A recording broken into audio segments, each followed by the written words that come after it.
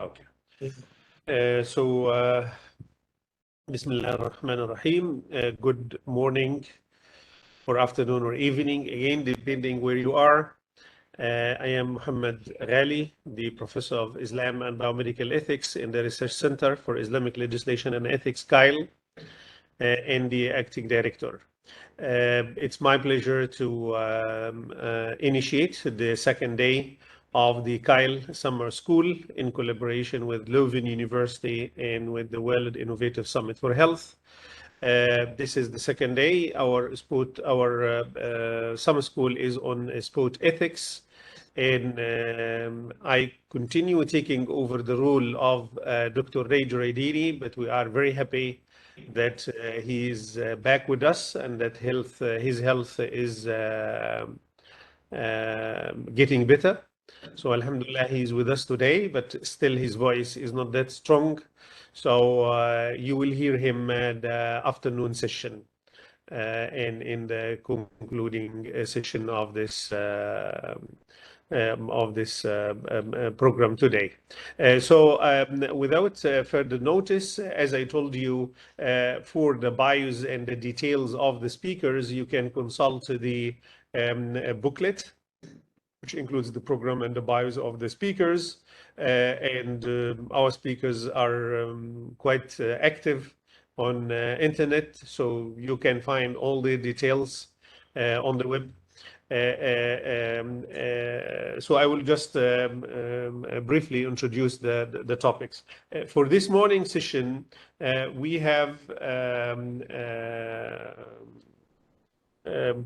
start with Dr. Mahfouz Amara from Qatar University with his topic, Ethics of Politics and Culture in Sport. And second talk will be with Dr. Andy Nia from the University of Salford in the United Kingdom on bioethical issues in sport. We start first with Dr. Mahfouz Amara. Dr. Mahfouz, the floor is yours. Assalamu alaikum wa rahmatullah wa barakatuh. Bismillah ar-Rahman ar-Rahim. I would like to thank you again for inviting me to this summer school and for initiating this topic and integrating sports as one of your priority areas. I remember in 2015 when I moved to Qatar, I sent an email to the center, kind of trying to lobby to integrate sports as one of the priority areas, and it's good to see that now is being fully integrated. I'm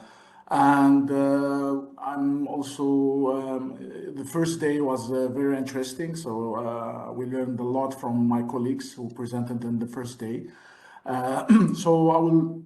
My presentation, I think, will complement what had been discussed, some of the topics that have been discussed yesterday.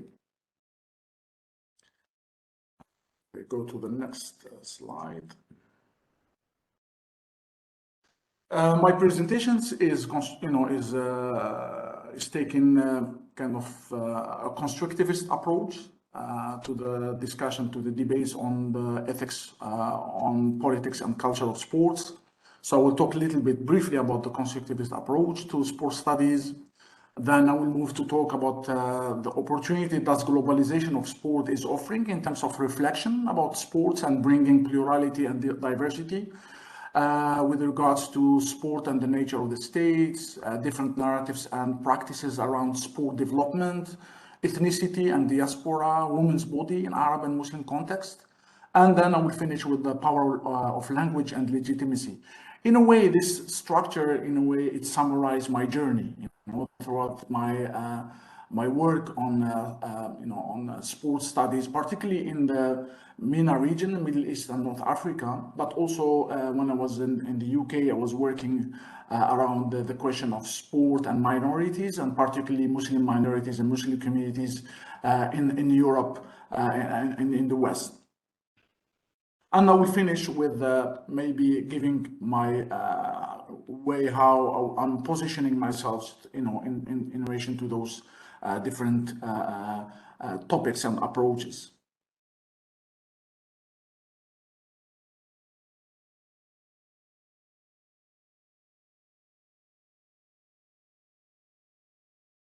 Our knowledge and experience of sport is a product of social relations and interactions. The evolving realities of sport as organization, event, and form of practice do not happen or exist independently from the researcher's acquires knowledge of the world. And depending on your position, where you are in the world, being an insider or outsider, or being in doing research about, let's say, Qatar from and sport and engagement with sports from Europe may be different if you are doing this research from inside Qatar. So we need to consider this kind of the relationship between the researcher and the acquirer, and the phenomenon that being studied, and the importance of the interconnectedness between the social context and the individual. The globalization of sports studies brought with it different research questions and traditions of questioning sports from diverse philosophical, linguistic, socio-economic, and cultural perspectives, hence offering more opportunities for plurality and alterity.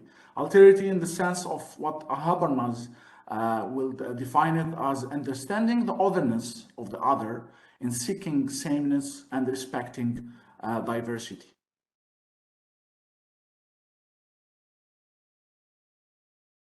For instance, in the study of sports in a given country, one needs to take into account the role of state's ideology and the nature of the state, central, federal, monarchy states, in shaping the national sports system and sport practice. The example of market-driven economy and its approach to commodification of sport, as for instance in the UK, is different from that of France with its Jacobin centralized tradition and intervention in the sporting affairs. Monarchy states interfere differently in sports, and there is a long tradition of presence of monarchs and their families in sport as heads of sport federations and national Olympic committees.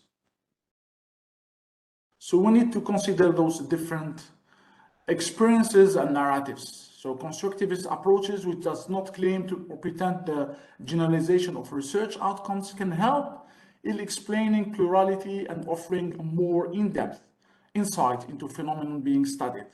This can be at the level of experience of athletes, sport officials, sport participants, or sport entities, organization, whether public, semi-public, private, non-for-profit. Each individual athletes and sport entity goes through different trajectories, interacting with different stakeholders and with different at different moments and cycle.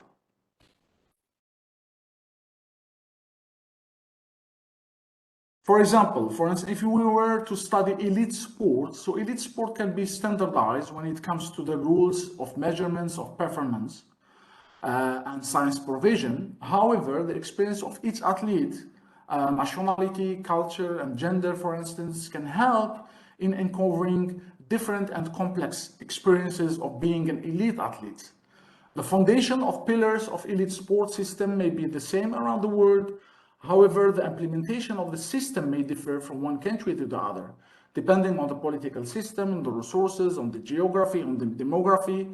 For example, countries that have small demography, like such as Qatar, cannot pretend to finance and compete in all sports, and the necessity to prioritize only sports where it is possible to have a critical mass. Other countries with a larger demography, although may have more options to recruit domestic athletes for different sports, but the chances to be performant in diverse sports, individual, collective, indoor or outdoor, may be reduced by other factors such as external competition and the high cost of sustaining high performance sports. So if you take the example of Qatar, in looking at, in Qatar investing and trying to acquire a competitive advantage in elite sports system, with this, these are maybe the pillars that Qatar is, or the foundation or the pillars of the sports strategy in Qatar is based on indirect and indirect investment in sports industry through, acquiring sports clubs or sponsoring sports clubs, sports leagues, and sports events, hosting sports events. We know Qatar is being hosting something like about 50 international sport events, at least before the pandemic, and will continue to do so. And the other pillar is about sport diplomacy and place branding. So here Qatar is using its kind of position in geographical position in Asia, and also the resources it has in terms of the wealth, to try to find, acquire a competitive advantage particularly in elite sports. And this cannot be compared to other countries that have maybe different circumstances. So each country has its own circumstances. Therefore, we need to, yes, it's important to understand how elite sports system works, but we need to consider the local context and the local dynamics and in each country.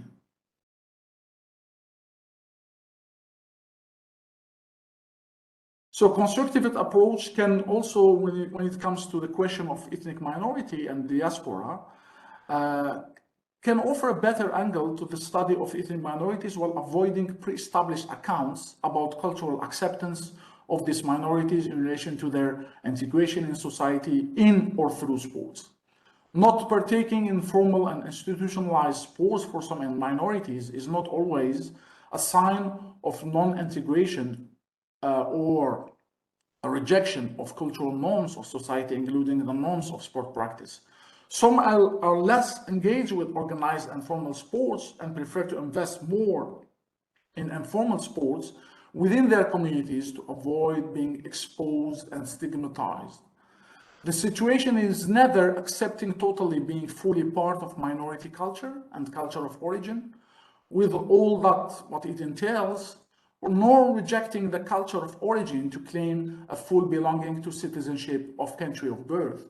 I remember there was an interview once of Zinedine Zidane, the star of French football. He was asked about whether he feels like fully belonging to France as a French citizen, or he still has some loyalty to his country of origin, Algeria. And he was, his answer was that you are asking me as if I need to separate between my mother and my father. They are both my parents. So Zinedine Zidane, the way that he's been, his identity is neither only fully French, neither only Algerian. So it's both, and that's what makes the richness of French society. So I think this constructivist approach gives us this possibility of uncovering this kind of plurality without, starting with pre-established categories and categorization of identity making in society.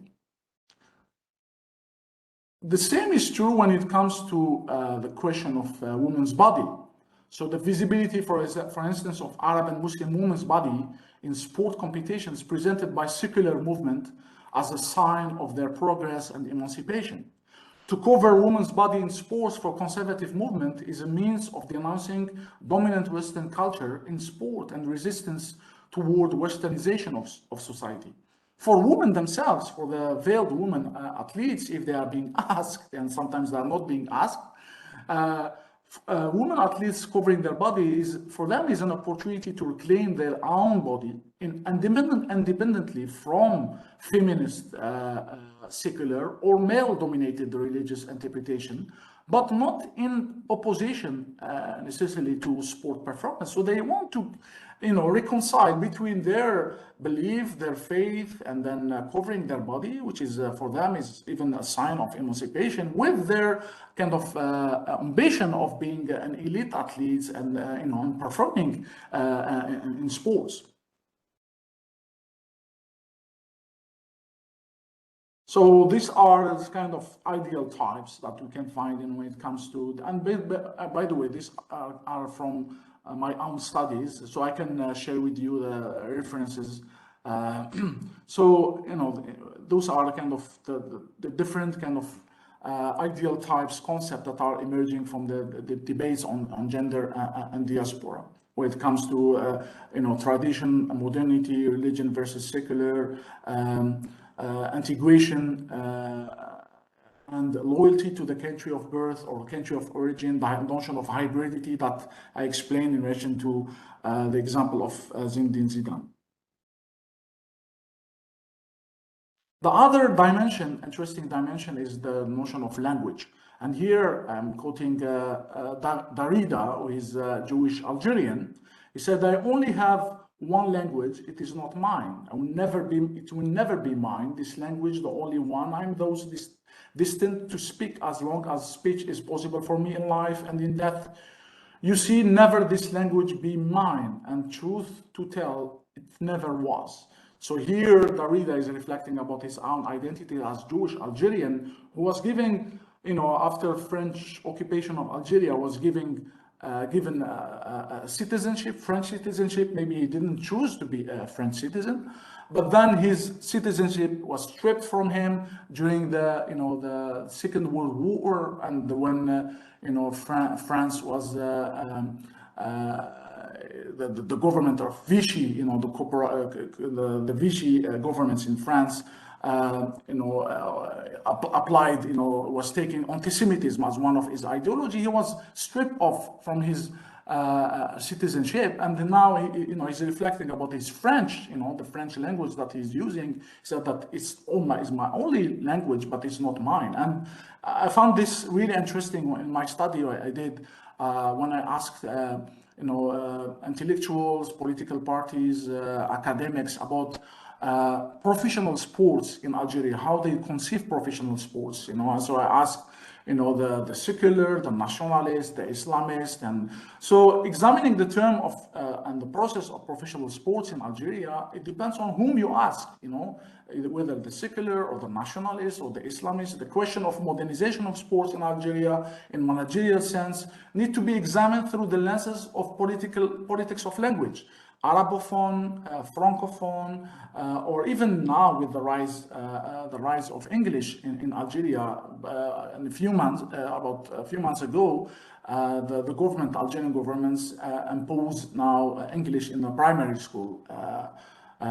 So you need to when we are looking at those concepts, we need to understand the politics of language. And how it is also constructed around the notion of modernity and tradition, local and global context, colonial and post-colonial context. So one would need to consider these aspects in the examination of as well of sport policy documents, how they are being framed, how they are being formulated, how they are being implemented, and as well as public statements of officials and civil servants around sports. And here there's the difference, in the work of Henry, between policy as a discourse with regards to the understanding of the language, how policy are being formulated, including in relation to sport policies, whether at elite sport or community sports. And these are some of the kind of the different kind of categories that one needs to consider in this politics of language in Algeria, but also in the Middle East and North Africa. Colonial, post-colonial, Arabophone, or Anglophone, socialist, post-socialist, conflict, post-conflict, and in Algeria now we're talking about the new Algeria and how this new Algeria has to be constructed as in opposition to the old Algeria, including in relation to the implementation of different languages. So one need to consider the politics of language, and this is also the same here, in the Gulf region with the dominance of English and particularly how sport is defined, based on from an English point of view and from a globalization point of view, how those terms and how concepts around sport are being conceptualized and are being adapted and adjusted, to the local culture. And if you look at the discourse in the region around policy and sport policy in particular, So we found there's interesting narratives. So there's the policy of bidding and staging regional and international sport events as a component of development strategies. This is the notion of development strategies. Establishing a global reputation of leading destination for international sporting events, to open the region. And maybe this is important now with Saudi Arabia, how Saudi Arabia now is engaging with sport as a way to open, the country to the world of business and finance, investing in sport industry, hosting and sponsoring of mega sports events. There's this notion of new destination of transnational athletes and coaches coming from, all over the world, to the region, to be part of these projects for society around sports. Maintaining a tradition of authentic sports culture. The notion of authenticity is very present in the discourse of the officials around their strategy in relation to sports, and notion of bridging between East and West, and between tradition and post-modernity. So it's neither one or the other. So it's neither core nor periphery, it's neither modernity nor authenticity. It's East and West, global and local, insider, outsider, top down and bottom up. And the idea is how to position yourself within those different categories. So to conclude, the positioning, at least how I was trying to position myself, which is not always easy, is sport is a complex phenomenon which is practiced, experienced, and consumed in a complex and rapidly changing world. The world here as real, with multiple realities, but also increasingly virtual. If we look at the example of now the rise of new sporting practice like esports. So we're talking about world as real, but also as increasingly virtual. So my analysis is shaped by scholars from the West, but as well as by other scholars from Arab and Islamic cultures, and others who are living in between these spaces of knowledge and knowledge production. So the notion of in-betweenness, in the sense of settling or setting somewhere comfortably between culture and political systems, as well as between here and there. Here means the Middle East and North Africa, and there maybe the West, as framed by Edward Said. The idea is not to reject everything from the West, coming from the West, just because it is originating from the West, and to replace a simplistic vision of the East or the Orient, in the sense of Orientalism, with that of a simplistic and a dogmatic vision of the West.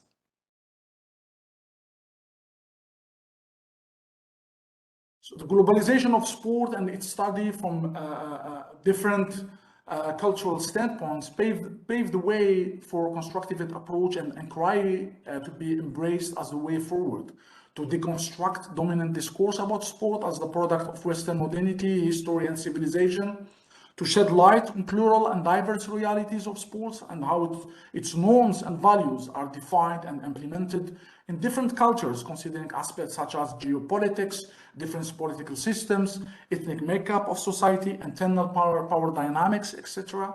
One needs to also consider the power of language in shaping knowledge, communication, and legislation about sports, and the process of constructing legitimacy. We talked yesterday about legitimacy and credibility for those who are involved in sports, whether governments, sport governing bodies, corporate business and sponsors, athletes, sport coaches, physical education teachers, sports fans and consumers, and sport marketers, sport journalists, and etc. So I'll finish by this. Thank you for listening, and I will welcome you as well to our World Association of Sport Management Conference, which is going to be held for the first time here in the region. It will be, of course, in Doha, the capital of sport, and will be co-organized by Qatar University and HBKU from the 5th to 8th of March 2023. Thank you for listening. Thank you so much, Dr. Amara, for bringing the cultural and intercultural and ethnic issues in these discussions, and to put it on the table.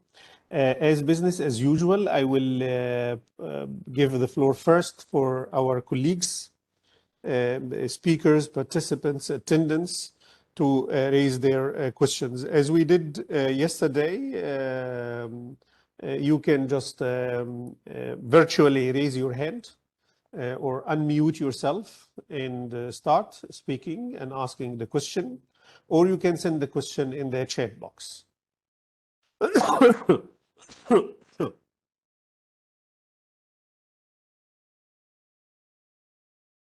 So, sorry.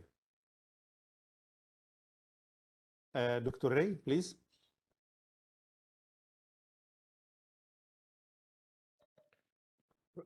Thank you very, very much for a very interesting presentation. I was wondering if you could try to elaborate on issues that have bothered me for a little while. One is the notion of integration, and when you were talking about ethnicity and diaspora and so on, and minorities, what is the issue of integration? What does integration actually mean, particularly when athletes are brought into a country specifically for their sporting skills, and they may be given,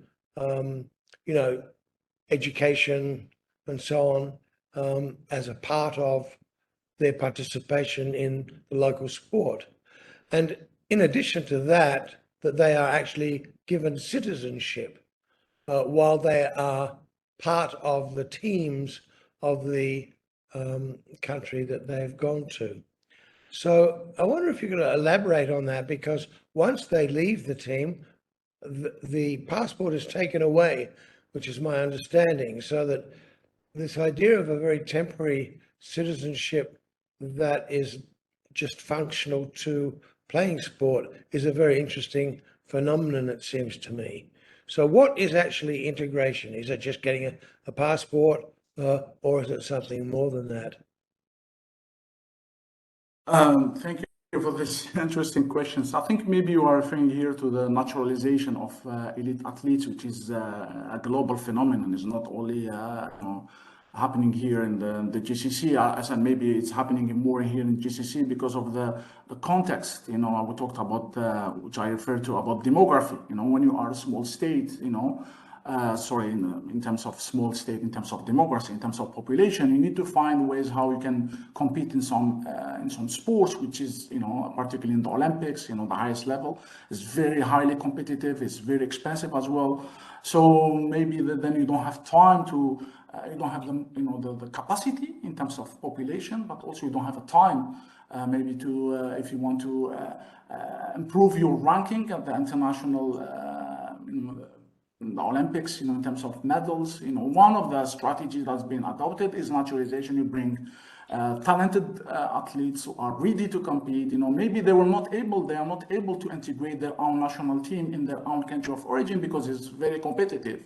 So you are offering them another opportunity to be compete at international level, and you give them a temporary passport. I think here, the notion of integration may not be applicable to those category of athletes that are moving.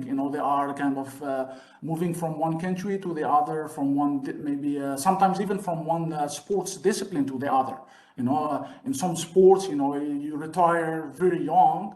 So, and then they have the possibility to compete in another sports because you have the physical capacity to do so. So, maybe for this category of population, they don't want, the expectation is not to integrate. The expectation is to fulfill their contract and then to move on.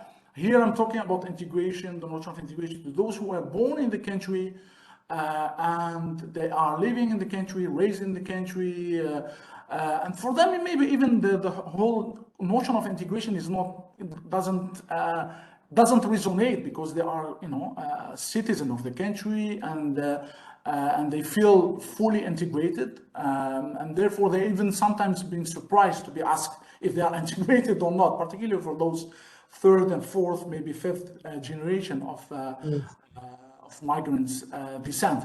And here, I think the dilemma is not about integration. One is being asked to assimilate. Then you are coming, born to this country. You have to assimilate to our culture. You have to, even when you need to give up your loyalty even to your country of origin, and this is when it gets a little bit difficult. Because those you cannot, as Zinedine Zidane was saying, I cannot choose between my mother and my father. Those athletes that are being maybe good in their sports because of their cultural background, because of their cultural upbringing, and maybe they want to succeed. They want to. It's pushing them to be successful in sports.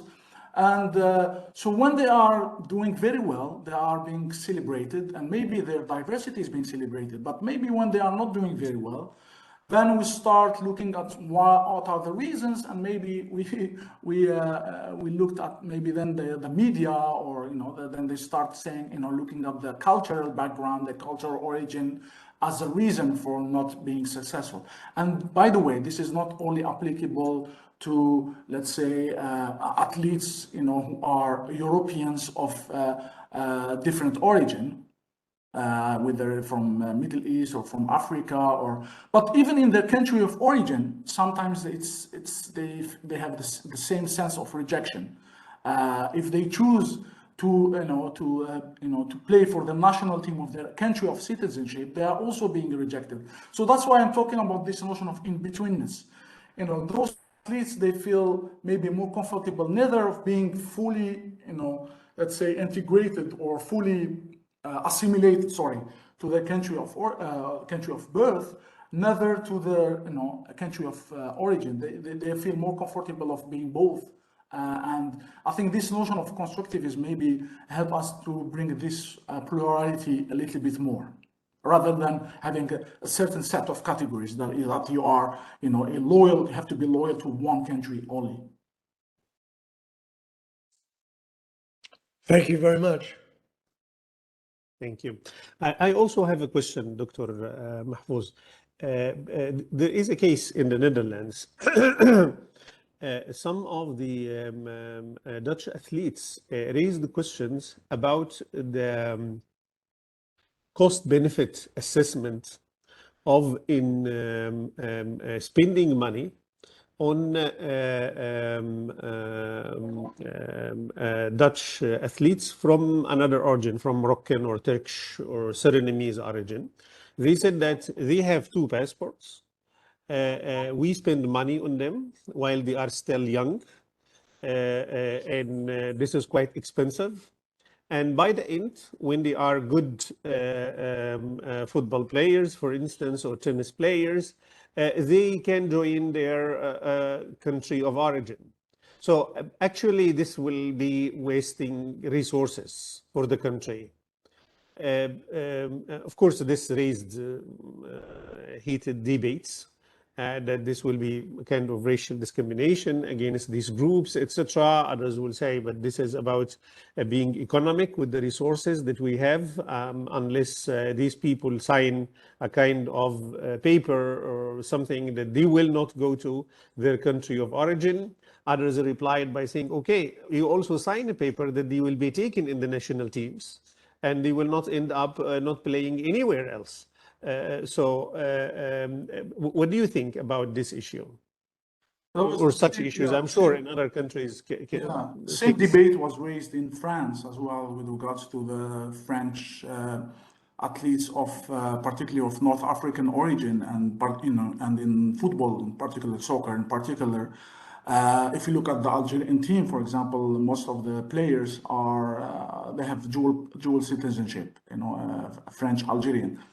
I think maybe we need to look at it more in a kind of a wider perspective. We are talking about globalization, and the globalization is about mobility. Yeah. So if we accept mobility, then we have to accept that there are athletes who because they have been, if they are good, why they are not being selected to play for their national team, particularly at the senior, the senior level. Usually they are good, they are being selected to play at the junior level, but when they reach a certain level, they are not being selected. And, having the possibility to play for the country of origin is beneficial for them in terms of their career. And it's even beneficial economically to their country of origin, because they are bringing, resources to their country of origin. If they are good enough, then they will be the ambassador of their own elite sports system in their own country. So then other countries will will import the coaches from there, to build academies. So I think in terms of there's more benefit to it than it's maybe.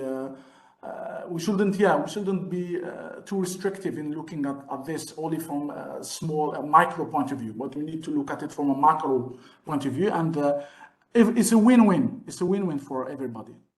Yes, I think also, I don't know if I'm right. I think also when you spend money on the young people in whatever sport, you have no guarantee that these people will end up playing in the national team. So you can say you are wasting resources so much. At the end, you don't know. You have 11 players, for instance, in the football at the end, with a couple of reserve. That's it. And the rest will not join. And if not mistaken, more than 90% of these players, if they have the chance to play in their country, let's say France or the Netherlands, they will choose this. Because this gives also better opportunities for their career, etc. They will choose country of origin if they are not chosen in the Dutch or in the French team. And then you say this is wasting resources. I don't know if I'm biased in this analysis.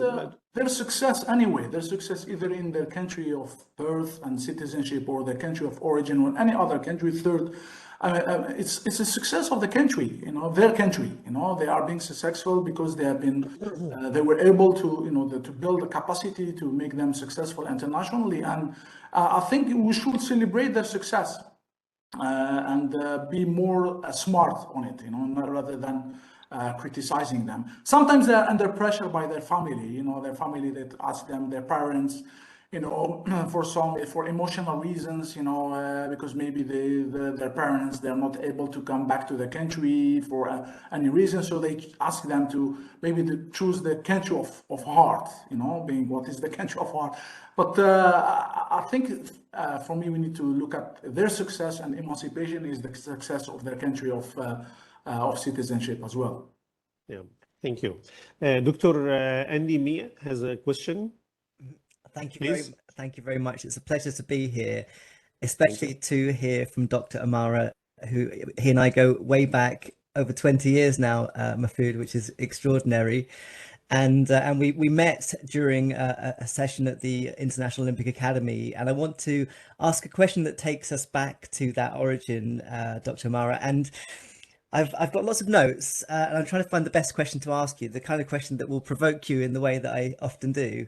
And I want to just bear with me for a moment, because it comes down to the function of nationhood. And my son, Ethan, is now 12 years old, very sporty, does lots of different things. But I think as yet is sort of nationality. He isn't sort of thinking about his nationhood, wouldn't at all begin thinking about representing his nation. And I wonder at what point that becomes of interest to an athlete as they go through their career.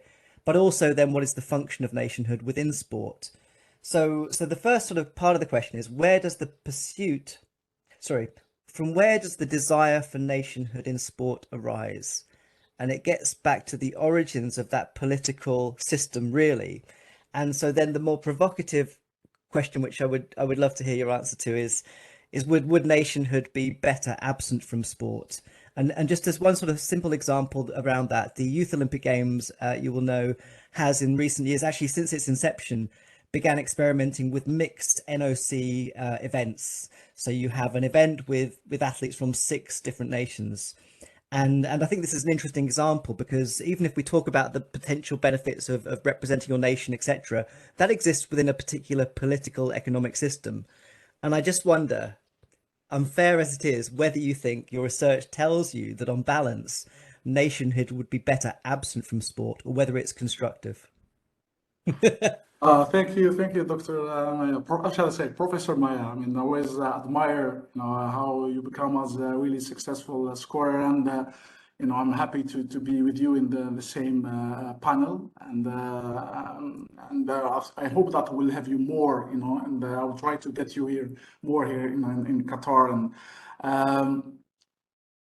yeah, I think it's in terms of socialization, how we are socialized, in terms of nationhood, and how it becomes, in some countries it's very heavy, the notion of nationhood. For example, in Algeria, because of its history, I'm talking always about Algeria because of my origin, but I would say in the whole, maybe North Africa and the Middle East, I mean, the notion of nation and nationhood, I mean, first we are, as a nations, we are young nations. We are talking about maybe 100 years, so still, so the debate of nationalism and national identity is very heavy. We need to, we from the school, from the media, from the TV, we are brought up with this, question of, or we are being reminded always about our nationhood, and the way that we need to maybe identify ourselves is very important, in relation to our past, in relation to the current context, particularly in the region. So it's nationhood, I will say, the notion of national identity is maybe very present, in the region. Maybe that's why we cannot avoid it. It's everywhere, and I would say maybe it's the same, in all countries. The notion of banal nationalism, and what they call heavy nationalism and banal nationalism. So even if we don't want to be reminded, it's over there, in terms of the dish that we eat, what is it, a national dish or not, the music, the dancing, so it's everywhere. So I think that's why, I mean, sometimes we can, even if we choose not to engage with it, for political reasons, or maybe because we feel more citizen of the world, and we feel more comfortable of being citizen of the world, we are being reminded, even if with the passports, when you are traveling, you are being asked, to show your passports. So nationhood is, I don't know about your son, but I'm also with my we are kind of in a similar age, and we have been also we lived kind of the dream of the Olympic Academy, where we were all together from different culture, and for us, we wasn't, with our difference didn't matter. So we are trying maybe to bring this to our kids as well, and it's interesting as well how because we are moving from one place to the other, from UK, from Qatar, Algeria. Now I'm talking to you from Algeria. So I'm also trying to, with my son, to celebrate this, and to, how to say, raise the notion of the importance of plurality, that there's no one way to define yourself. I mean, and this plurality is very rich. When it comes to a country, international sports events without nationhood, it's very interesting. It's very interesting. Particularly for those athletes of dual nationalities, or even sometimes they have 3 nationalities or 3 passports. So the idea that they can compete, in the same kind of, the same events with 2 countries, or that's very interesting. I hope that there will be a way to implement this. To move on from to use sports and sports events, as an opportunity to explore a little bit this notion of plural kind of identity. I found it very interesting but we are always reminded by the reality. The reality is that those athletes are being financed and funded by their own countries, and therefore they are not representing themselves as individuals, but they are representing their nations, and therefore there is a return. There has to be a return on investment. I think it needs the engagement of everybody, the engagement of athletes, the national Olympic committees, national sports federations, international sport organizations, supranational organizations like United Nations, to explore a little bit more this, and to have maybe teams that are of multiple nationalities and not maybe competing not based on nationality, but based on plural identities. That's very interesting notion. I hope that we will see more of this happening. Thank you, Mahfoud.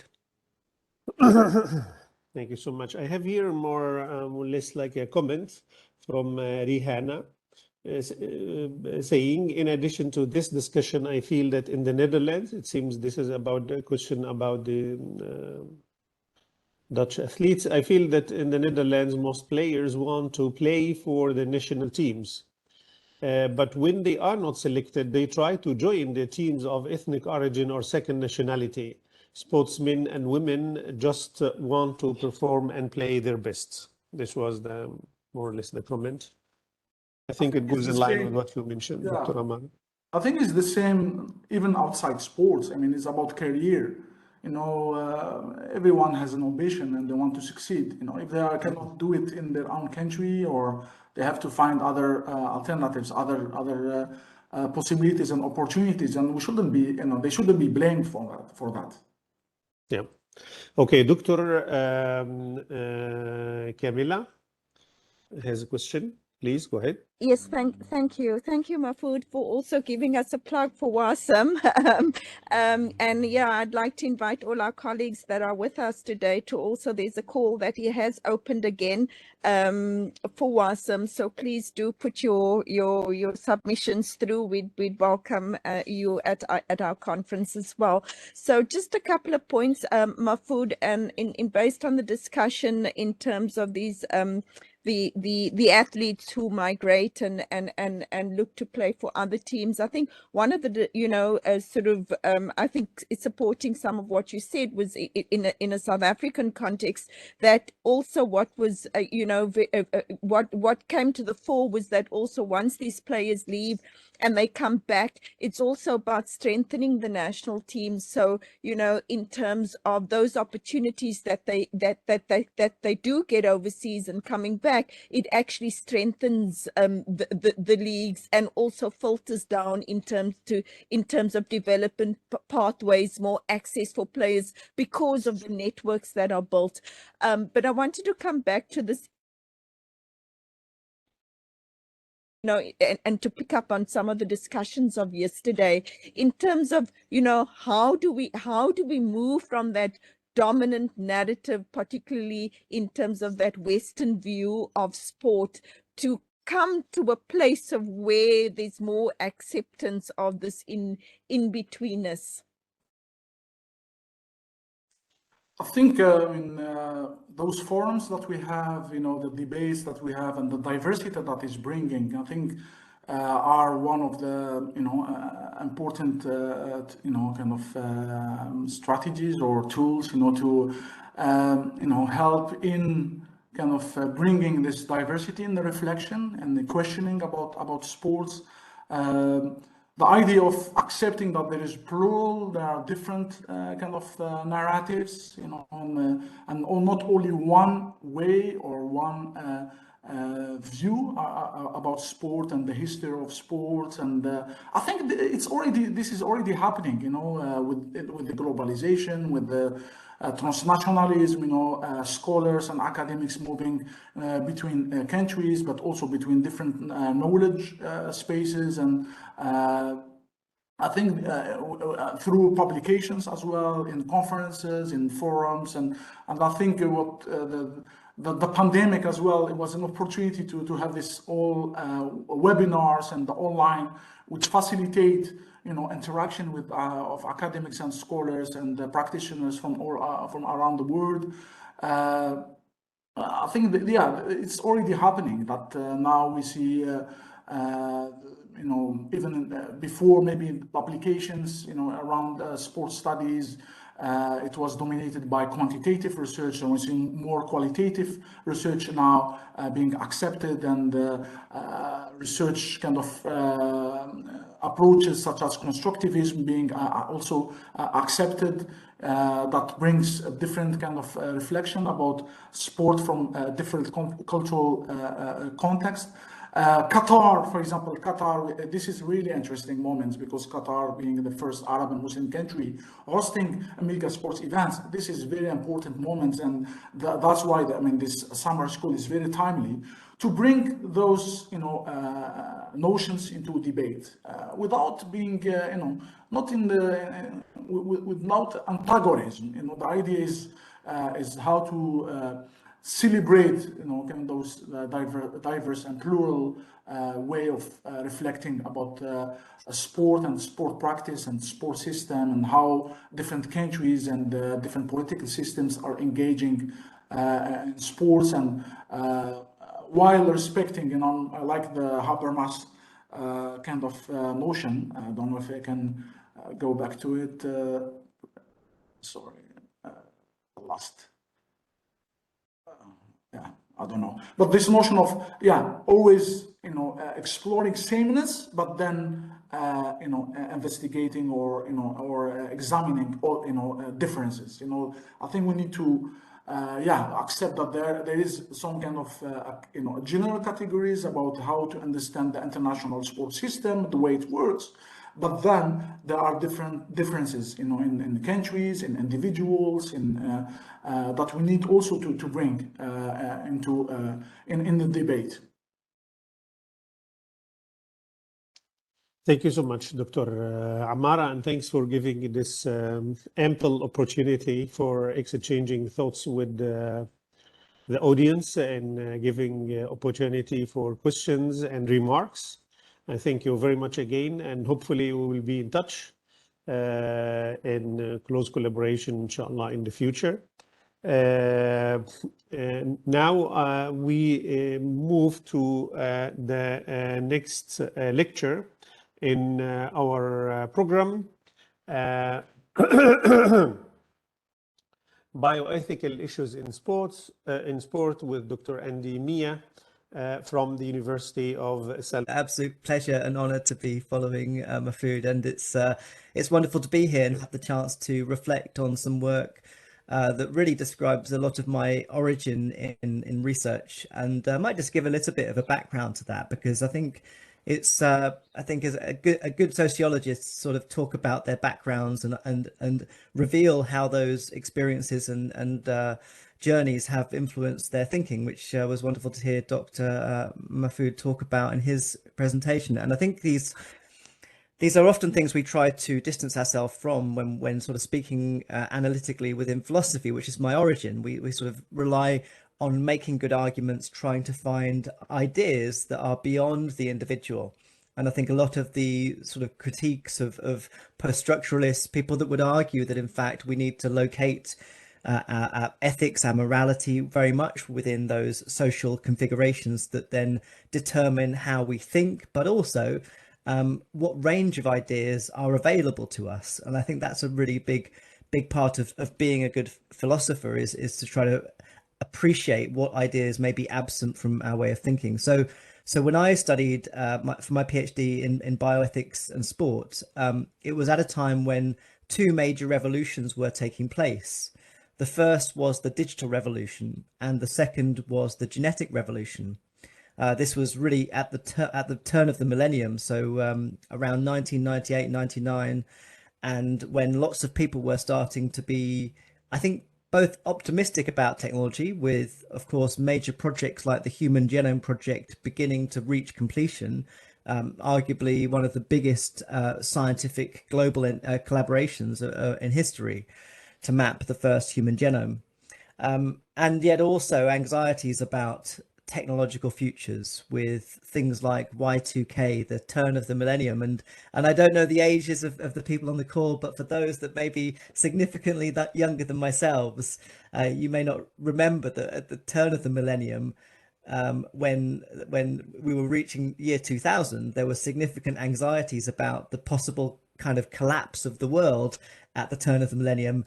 And in particular, there were concerns about the computer systems that underpinned our global societies. And there were discussions about whether, in fact, the internet would break, because historically computers have been built with calendar systems that only went up to 1999.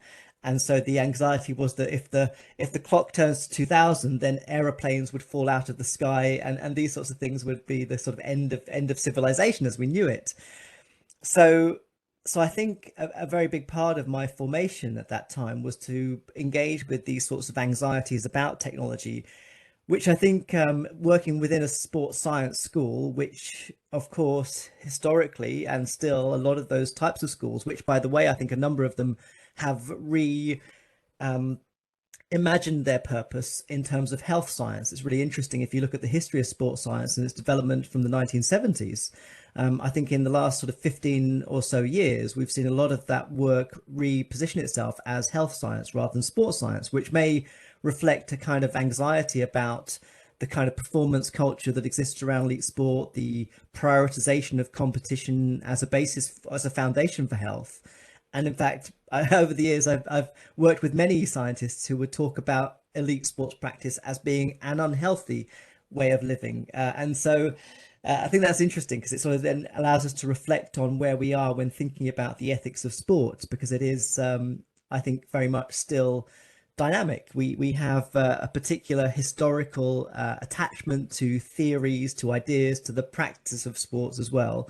But of course, we know historically that these are not fixed in time. They have the potential to be modified around a range of ideas. I mean, Mahfoud mentioned in the previous talk the rise of esports, and I work very closely in this field. I'm on the board of British Esports and a commission member for Global Esports Federation. We have a really exciting event actually happening at the end of the month. We have the Commonwealth Games in Birmingham, and for the first time, Global Esports is producing the Commonwealth Esports Championships, which is the first time in history. And it's the Commonwealth Games Federation, Dame Louise Martin, the president, said that her hope is that if this test run goes well, then we might find esports in the Commonwealth Games program next time. So there's a massive transformation of what sports are taking place around us. And so it reminds us that these things are not fixed in time, that sport is a particular historical configuration that is subject to the changes that are brought to bear through the ideas that people advance. And it's really interesting to look at how the sports world is reimagining its purpose in the context of those virtual and esports. So, for example, at the International Olympic Committee session last year, we heard from many contemporary athletes who were advocating the integration of esports into the Olympic program. And this is a real challenge for particularly the senior members of that community, who see it as being actually the antithesis of what sports should be about. But those things are changing rapidly. And I think along with that, so too does the ethics of sport change too. So my beginnings were to think about these bioethical issues. The area that I focused on in particular during my PhD was on genetics. It seemed to me that there was no more powerful technology than genetics to transform what we think of as being human. And that was really what interested me. At the sort of core of what interests me is how technology leads us to rethink our place in the world, rethink the limits of our species, but also to renegotiate our relationship with the wider world. And I'll come to that a little bit later on, but just to preface that with a little bit of context as well. So at the time that this was all happening, I became regarded as someone that was described as a transhumanist. And transhumanists and subsequently posthumanists have been sort of written about in the literature as scholars predominantly that would argue the case that in fact we need to take humanity beyond evolution and to think about how technology can be used to uplift our abilities.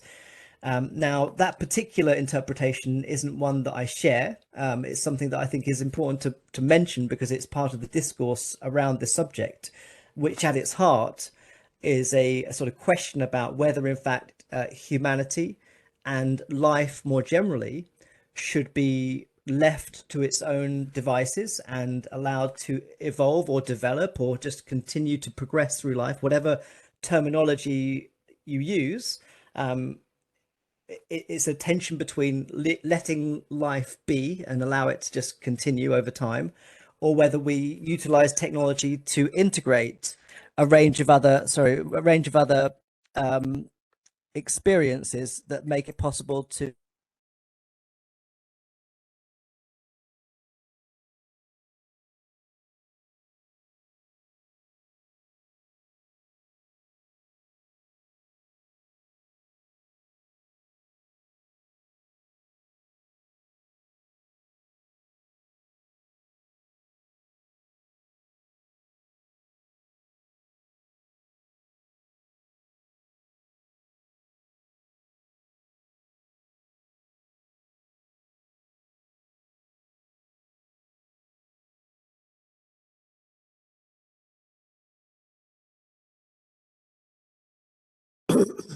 Dr. Maya, we cannot hear you.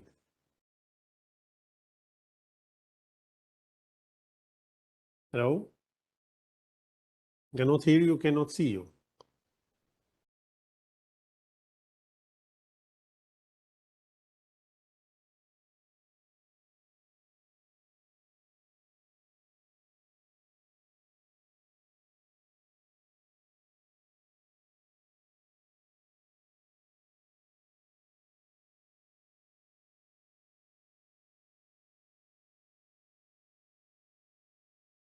Hello, can you hear me now? Oh, yes. Now we Great, can hear great. you back. Yes. Let me start the video. Thank you. Sorry about that. No problem. So yeah, hopefully you can see the video. 1 second. Yep, cool, great. So yeah, the tension between whether we let a life exist and develop of its own accord, or whether in fact we try to integrate a range of scientific discoveries in its broadest sense to modify life. And that's really the crux of what I see as being the bioethics of sport, and bioethics more generally. And as you can imagine, that you take this out of sport and the same sorts of questions apply. And it becomes a difficult question to answer when you start to pull back the layers of bioethics. So I began particularly writing about genetics, but we have been modifying the conditions of life arguably since the beginning of humanity, really.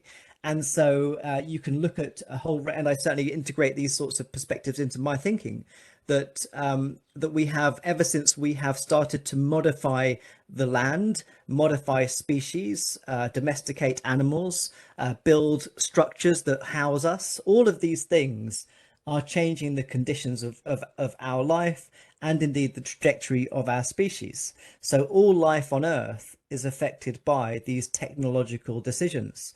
So as a starting point, the bioethical conundrum that I've wrestled with over my career has been really whether in fact things like genetic editing, which is of course the most controversial way of thinking about bioethics at the moment, the possibility of intervening with our genetics and modifying them around a whole range of interests, whether that's very qualitatively different from the ways in which we have terraformed planet Earth through a range of these other things that we've done.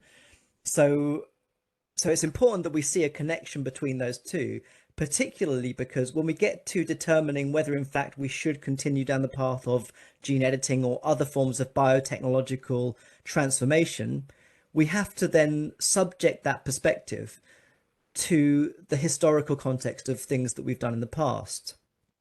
Now, some people would say that there is a qualitative distinction between editing our genes and terraforming planet Earth to allow it to be to allow us to exploit its productivity in the service of humanity, whether that is through the ripping out of fossil fuels from underneath the Earth's surface to power our world, or whether it's through the extensive and intensive farming of animals to feed humanity. It's interesting, I think, particularly at this point in time, where I certainly noticed a massive transformation in my environment in the United Kingdom, and particularly I think around climate change, where these sorts of approaches to affecting Earth are now very much subject to intense scrutiny, criticism, and in fact the curtailing of these sorts of behaviors. So a friend of mine who's based in California, we were on a call last week, and he told me that when you go into Starbucks in America now, the default milk that they give you is not cow's milk, it is oat milk or soya milk. Now, in the UK, we're not at that point, certainly, but I think what's interesting and how this connects with what we're talking about is that there's a transformation of that value system.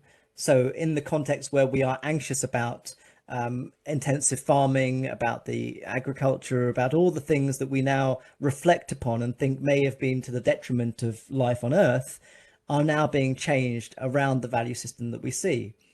And I think bioethics has asked us to consider that on quite fundamental levels around the ways in which we modify humanity. And that's always been my focus. I've been particularly interested in how technology modifies the biological and cognitive functioning of humanity. So my focus has been there.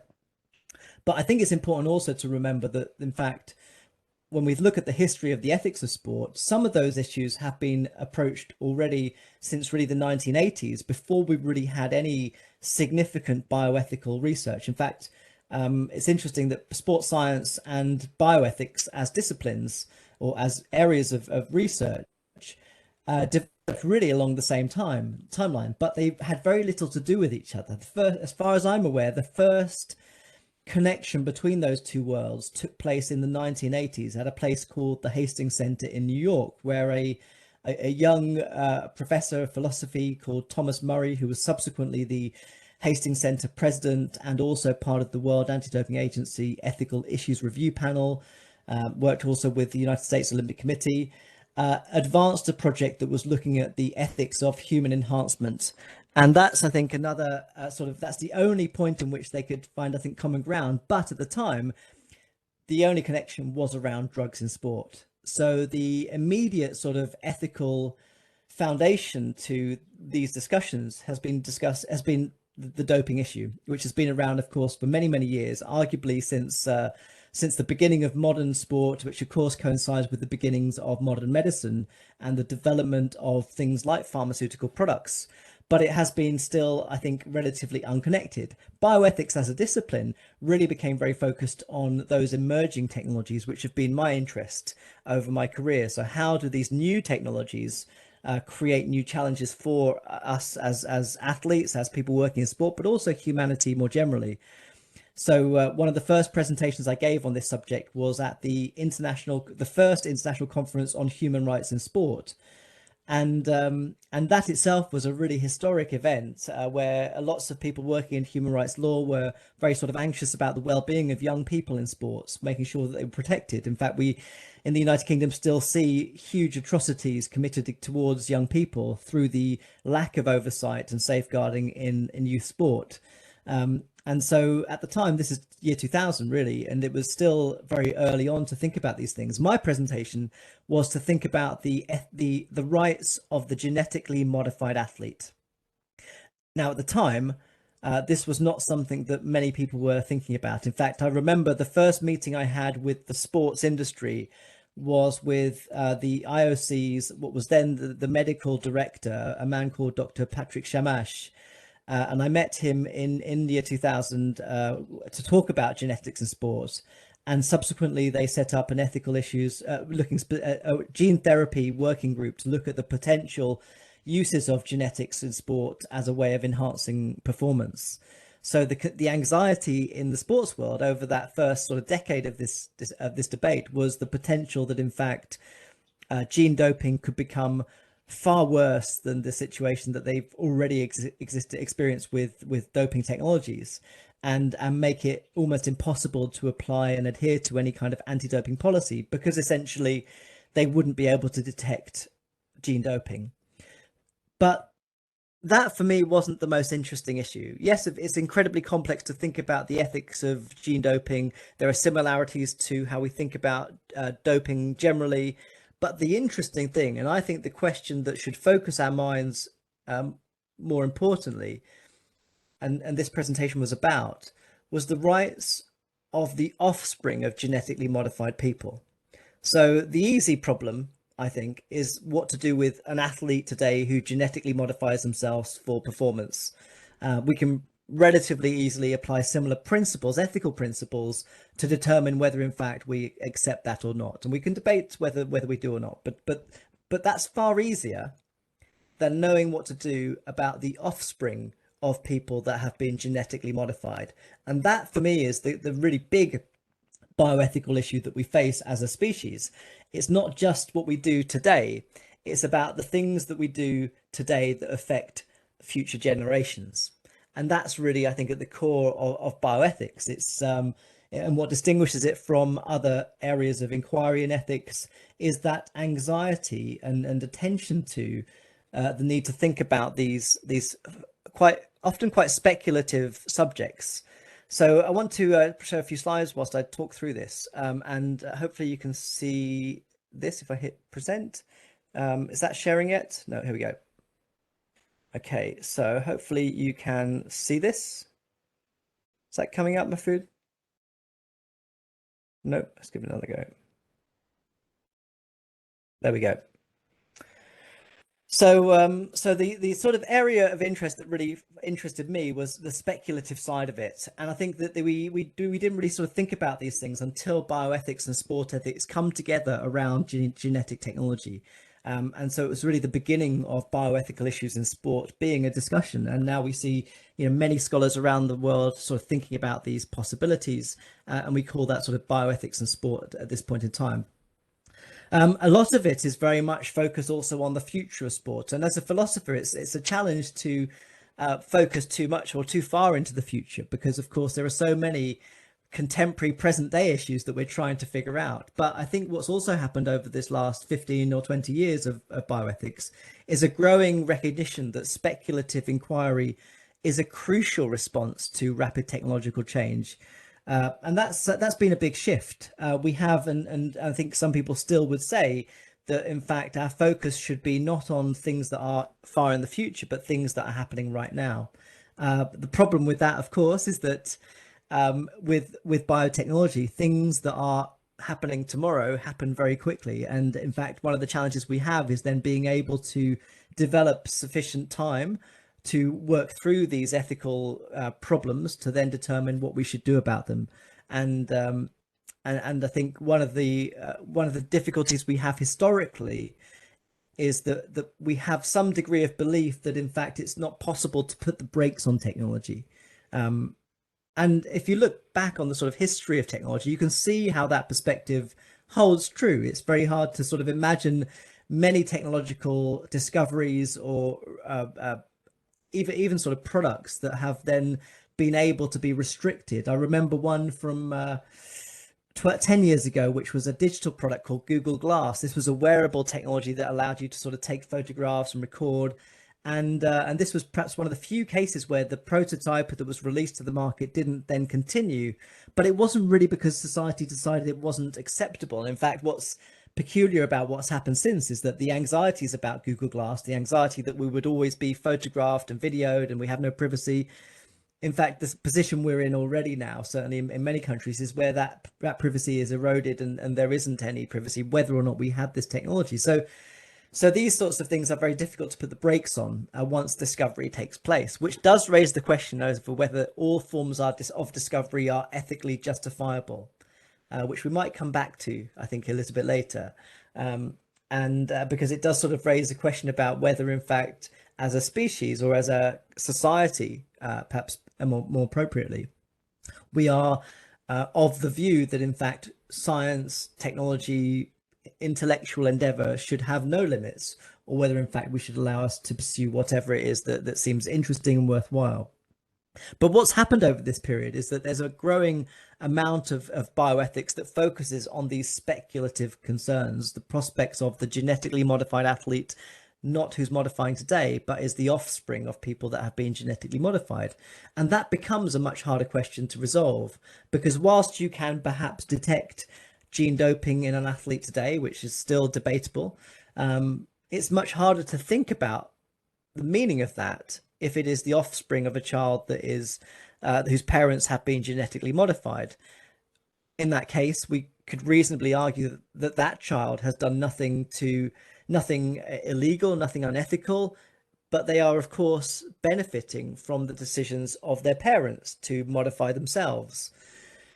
So then we're into a difficult situation as to how we reconfigure society on the basis of there being people that have been the product of these transformations, even if they've not done anything themselves. And for me, another sort of ethical pillar in this is what we think of as moral culpability.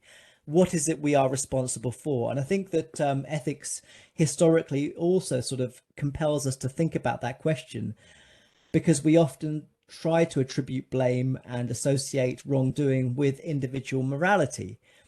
But we've known in sports, certainly since 1988 with Ben Johnson and the subsequent inquiry that took place around that, which was one of the most historic sort of inquiries into the culture of doping in sports in history, is that in fact there is a culture of doping. It's not one individual. Whilst legally responsibility is often practically only applied in the context of an individual's blame, we know that the culture of doping is a systemic situation.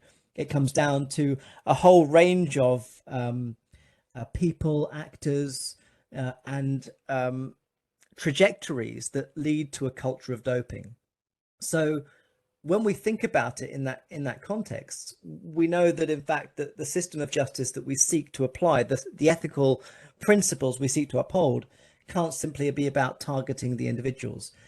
But what really focused my mind is wondering what to do with the genetically modified offspring of athletes. So let's imagine we have two athletes today, and one of them genetically modifies themselves and is able to affect a sort of germline modification that then is passed on to their offspring. The child that's then born has enhanced capabilities as a result of the modification of their parent. Now, does that offspring, does that child get permitted to take part in elite sports, or do they get tested or excluded from very early on in life? And for me, the obvious conclusion is that it would be wrong to exclude them from sports at that early on in life. And so we then need to rethink the configurations of sports to allow us to accommodate people that are genetically different and diverse. And maybe that becomes the outcome. I mean, it's interesting that you will have seen in the news over the last few weeks the discussions about trans athletes and swimming, and I think a lot of sports are now starting to think about creating different categories for different abilities or different types of identities, and perhaps genetically enhanced is one of those categories that we might see in the future. And I think that when I sort of step back from this issue and wonder how we sort of resolve it in a competitive setting, actually the diversification of categories is, I think, it speaks a little bit to what Dr. Amara was talking about earlier about pluralization, because it's not pluralization simply of identity, it's pluralization in terms of ability as well. And sports historically have not gone very far in trying to do that. We think about as sports being for all, but actually most sports, you have to have a very particular body type and therefore genetic underpinning to be successful at the elite level. We see some we see some differentiation in sports like boxing, sports where we are sort of comfortable accepting there is a direct imbalance brought by having a different physique, but we don't do that in the main part. We don't have basketball for people that are under 6 foot tall. We don't have sports that differentiate biologically in many ways. So I think that what's fascinating about these ethical issues is that they sort of compel us to think about what system of justice should apply. But in the context of bioethics, it's particularly around imagining what sorts of people there might be and how they affect our sense of justice that exists within the world. So that's what's always fascinated me about bioethics in sport. It's not simply a matter of trying to figure out what's fair or what's not cheating or what is cheating. It's about really the future of humanity, and it's about trying to understand how far we take technology in transforming our lives and transforming the configurations that underpin societal structures. And I think that's also why it's so profound, is that these things are fundamentally transformative, but and they're so transformative that you might think, well, gosh, it seems so big a problem, so much is at stake, let's just not do it. Let's just put the brakes on the technology and not do it, because at least then we don't have to work through all those complex problems that result from having the technology. But in response to that, I think that I would say that that society is already sort of engaged with such matters and is in pursuit of their resolution. So, for example, we could say that the education system is one such system that allows certain parts of the population to elevate the prospects of their children whilst others are not. We have different types of schools, different qualities of educational systems. We don't step back and say, oh, because some people will be benefiting from this and others will not, we should stop education. We always try to use whatever resources are available to us to then extend the capacity to influence positive change. And that's really important, because it's not putting the burden of responsibility on trying to ensure that it happens. We know very, very clearly that historically in everything that we do, there's always a mixture of benefits and negatives, things that we do well, things that we do badly. And our challenge, I think, as a society is to try to elevate the things that we do well. But I think that this is the predicament that we face. So this book that I wrote nearly 20 years ago now on genetically modified athletes was starting to sort of imagine that future and wonder what the future of sport in particular might look like in a world where we have genetic modification. So this image here, which is by an artist called Daniel Lee, imagined a future where the genes of a cheetah could be mixed with the genes of a human, and thereby allow the human or the resultant chimera to have far greater capabilities in running. Now, the practicalities of the biomechanics of this are less interesting to get into than the question about whether we think it's sort of morally problematic, or indeed whether it undermines what we think of as the practice of sport. And that's where we sort of then step back into the sort of fundamentals of ethics in sport. What is ethics in sport trying to do? And I think that it's interesting because I think there's a kind of history of the ethics of sport, which I think is worth attending to here. And it's not so different from the sort of ethics of medicine, actually. I think that it comes down to the professionalization of a practice that then is subject to the interrogation of that professional network. And I'll give you a very specific example of that. There's a man called Arne Lundqvist who has been an IOC member for many, many years and has been very much an advocate of anti-doping. He's a medical doctor, and he has, I would say, probably his entire career in the world of sport has been to try to ensure there have been tighter and tighter rules on doping in sport. In fact, I remember in every sort of Olympic, you understand that the Olympic cities, the cities bid for the Olympic Games, and they then are subject to interrogation from Olympic Committee members. In each of the sessions that I've seen over the last 20 years, when it comes to the IOC members having the chance to ask questions, Arne Lundqvist will always ask the question, will there be a criminal law on doping by the time the games happen in your country? So his recent career has been to encourage countries to criminalize doping practices. And it comes out of that sort of anxiety about the harms of doping, which I think come back down to the fact that Dr. Lundqvist is a medical doctor and is anxious about the impacts of drug taking in sports on young people and the societal implications of that. So the history of the ethics of sport, I think, is intimately tied to the professionalization of the practice of sport, which then involves it being surrounded by a range of often medical and scientific experts. And we've seen a very specific example of that happen in just the last couple of days in the United Kingdom, where it has been, I think, already agreed now that for, I'm not sure when it begins, but youth football, so soccer, will forbid the use of heading in the sport in childhood. So for a number of years now, there has been a lot of anxiety about the impact of heading in soccer and its impact on a range of sort of neurological conditions later on in life linked to dementia. So they are now going to start to try a system where youth soccer does not allow children to head the ball. And arguably that might become something that's part of the future of football, where heading becomes absent from the sport, which I think for anyone that knows soccer would think, wow, that's remarkable. That's a massive change in how we think about that sport. But again, it sort of reminds us that these sports are always subject to modifications. So the history of ethics in sport, I think, has been very much tied to that professionalization of the practice. Even if we can sort of look back more historically and look at the virtues of athletic performance, go all the way back to ancient Greece and talk about the cultivation of athletic virtues and a whole range of other virtues, I think, as being indicative of the sort of Olympian identity. I think we can still look at modern sport as being that process of codification and regulation, which is still very much in flux. So the question then sort of follows as to what sorts of regulations should happen around things like this technology, the possibility of integrating the genes of other species into humanity that then may affect what sorts of things we can or can't do. And it's really interesting because I think when you sort of ask those questions sort of and show pictures like this, I think that it's very often that people think this looks horrific. We shouldn't do it. We shouldn't allow that sort of integration of different genes into our species. There's a whole range of different ethical foundations that people bring to essentially rejecting the technology.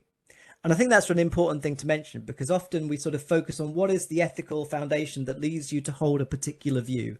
You know, what is your, not necessarily who are the philosophers you appeal to, but where does your sense of moral identity come from culturally, historically, that then lead you to feel a certain way about a particular topic.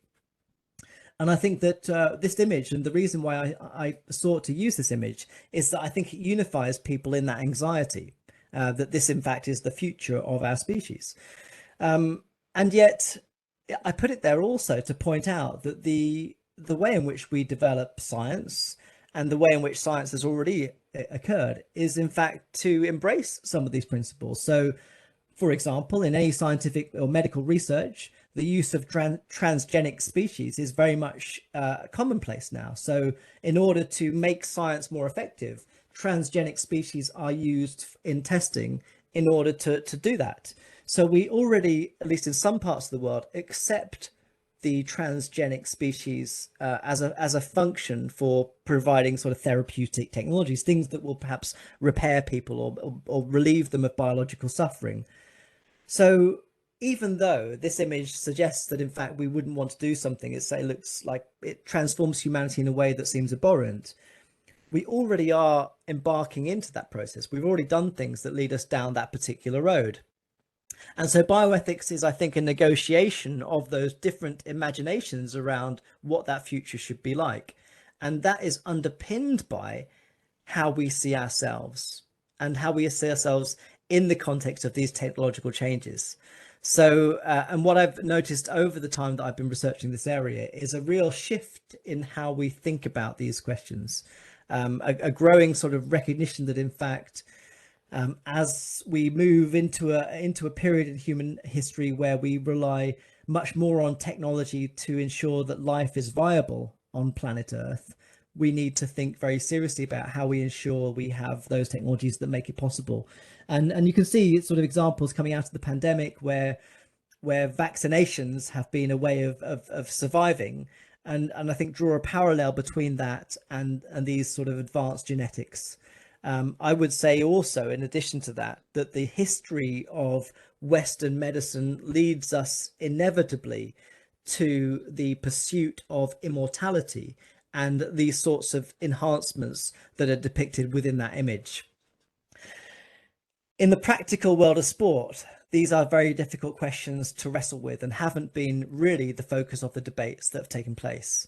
The focus has been very much on the practicality of this. So back in 2002, where the World Anti-Doping Agency had its first meeting on gene doping in sports, wanting to find ways of ensuring that it could stop the use of genetics to enhance performance before it began to take place.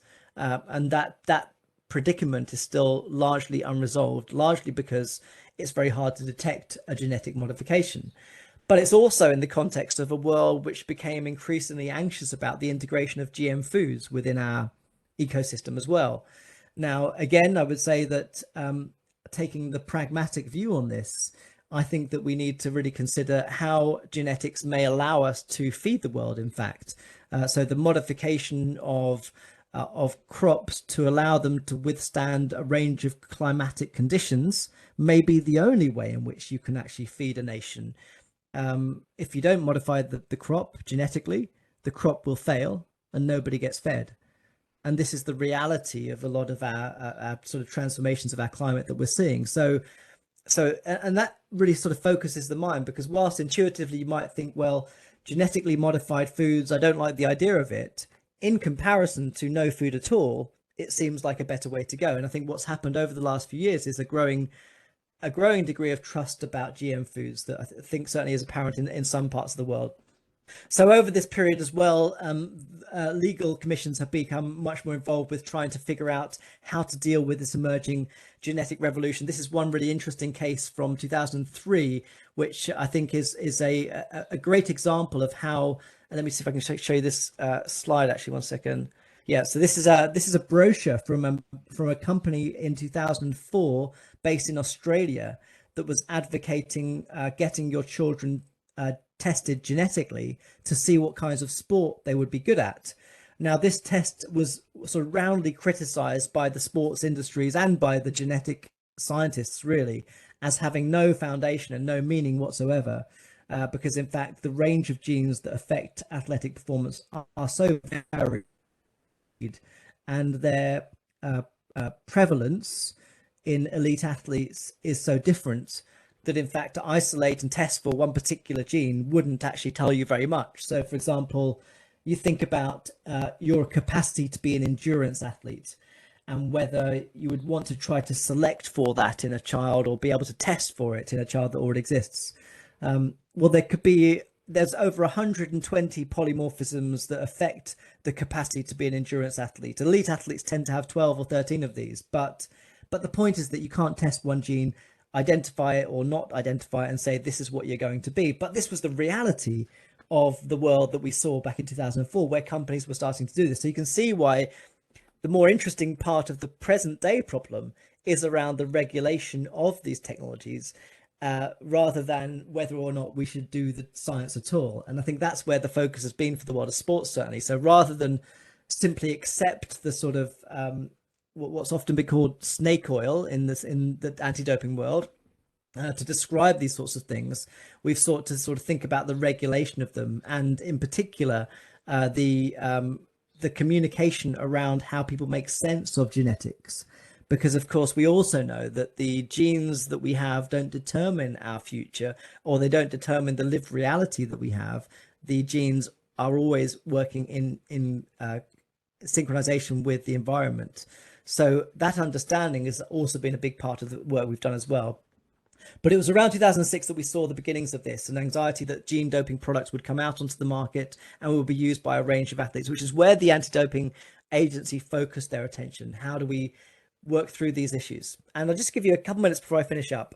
The reason why this was so difficult to figure out is that actually there wasn't a clear sense of how to think about these issues. And this was reflected particularly in this case here. So the WADA, the World Anti-Doping Agency, set up its ethical issues review panel, I think it was in 2004, 2005, to test itself against a whole range of emerging technologies. And in 2006, it began to test it against hypoxic chambers. So these are environments that would simulate different levels of altitude by changing the density of oxygen within the room.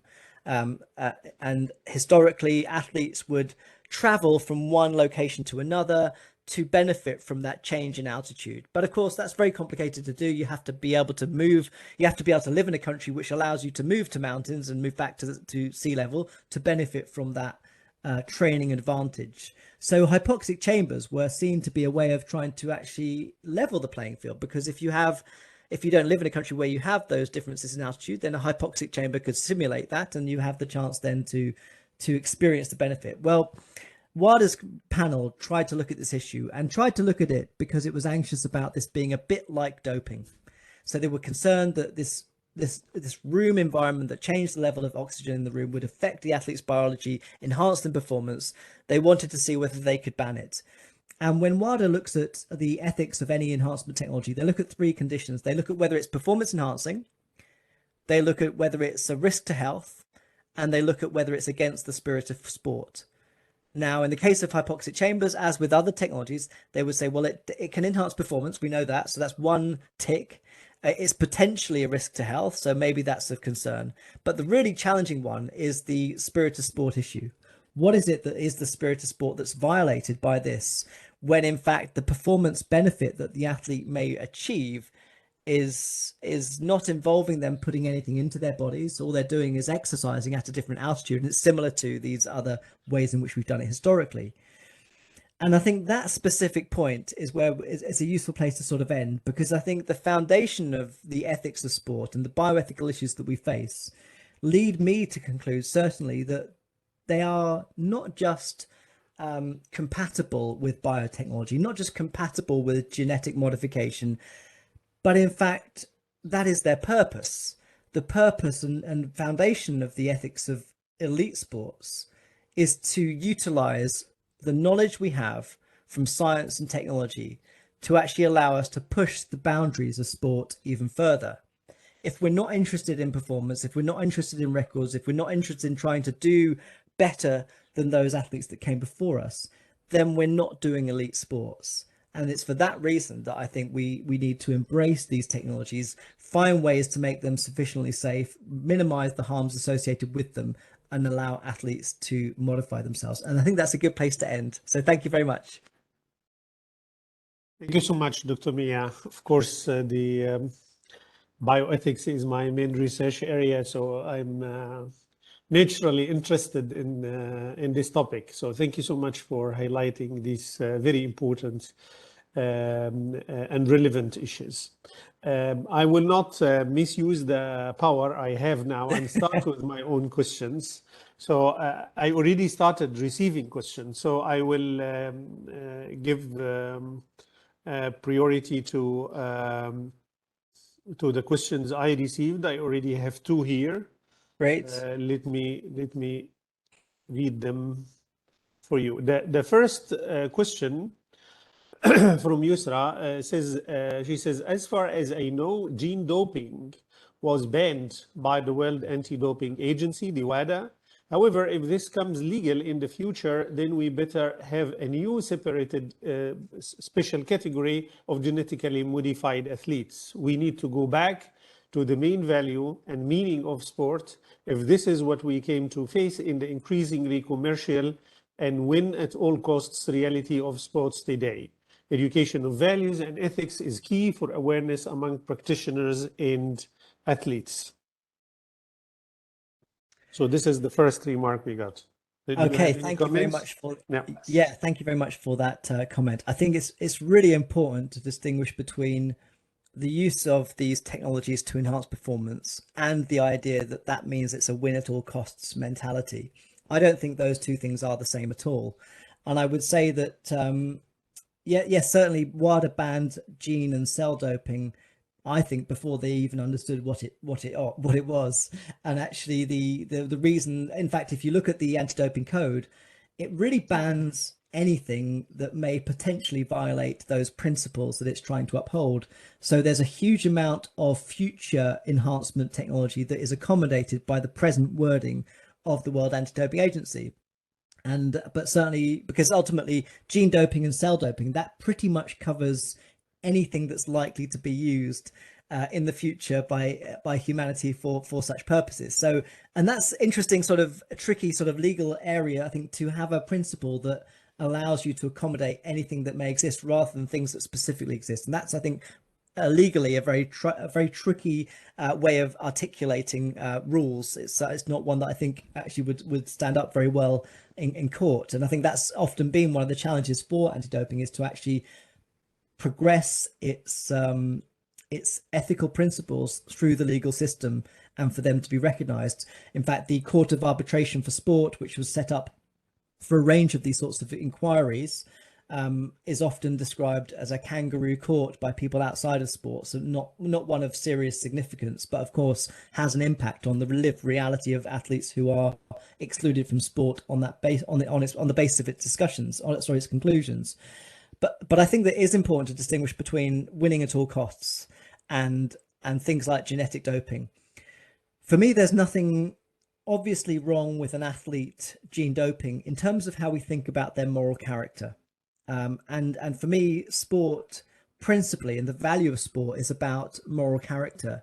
And I tried, I should know the details of this example, but you may have seen, I think it was from the last Olympic Games, where the two men high jumpers, Mahfoud, if you know the details, please help me, because it's the two male high jumpers were jumping so well that they reached the end of the competition, and the official came up to one of them and said, you can either have a jump off, so you keep jumping higher and higher until somebody fails, or you can share the medal. And evidently these two jumpers were very good friends, and one of them asked the official whether they could both have a gold medal, and that was allowed. And this was, indicative of the pinnacle of what sports should be about and what the virtues of sport should be about. Those things aren't compromised by gene doping in the same way that they're not compromised by the degree to which athletes train already for their performances. I would think we would look at those examples, or an example like that, and say, that's what sport should be about. But those athletes, those two jumpers, they're already part of that system of what you might describe as winning at all costs. You would want to be, in order to get to the Olympic Games today, you have to embrace that idea that in fact you're trying to push yourself beyond anyone else in the past, and use a whole range of science and technology to do so. So in the same way that those athletes who demonstrated wonderful virtues in that moment are not violating my sort of ethics of sport, the same is true of someone that's genetically modified. The genetics do not determine the character of the athlete. And that would be my response.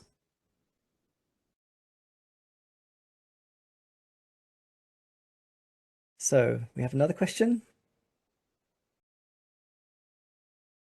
Thank you so much. I just wanted to say I have another question. I will read it now, but in the meantime, the colleagues can raise their hands virtually, or the attendants, so that we can continue. Sorry. The question I have is about animal rights. It's from Zahara. She says, I found the book cover especially interesting because it brings to mind not only the ethics of using animal DNA to improve humans' capabilities, but the fallout of using animal DNA, she means in itself or by itself. I wonder what the reactions of animal rights organizations like PETA, P-E-T-A, would be if athletes use the animal DNA to enhance their abilities. Are there any discussions about this? I think Sarah knows the response of PETA to anything that involves any use of animals in anything at all, and of course it would be to roundly condemn such use. I think it's a great question, because I think it's pertinent not just to the issues that we face in sports, but the issues that we face as a species. And it's the degree to which we are comfortable with the exploitation of non-human animals for the purpose of saving the species.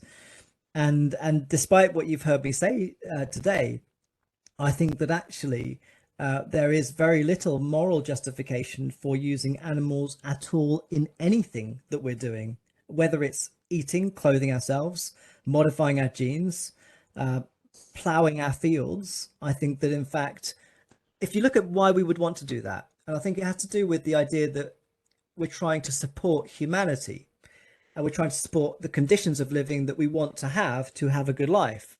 We want to be fed, we want to be warm, we want to be able to have flexibility in our lives and comfort. But all of that, I think, also is underpinned by a presumption that the proliferation of the human species is the ultimate objective that we are all working towards. And of course, we've seen over the last 50 years the proliferation of the human species, but there's no end to that. We continue to proliferate, we continue to exploit natural resources, be they animals or plant life or other earth resources, to underpin the proliferation of humanity.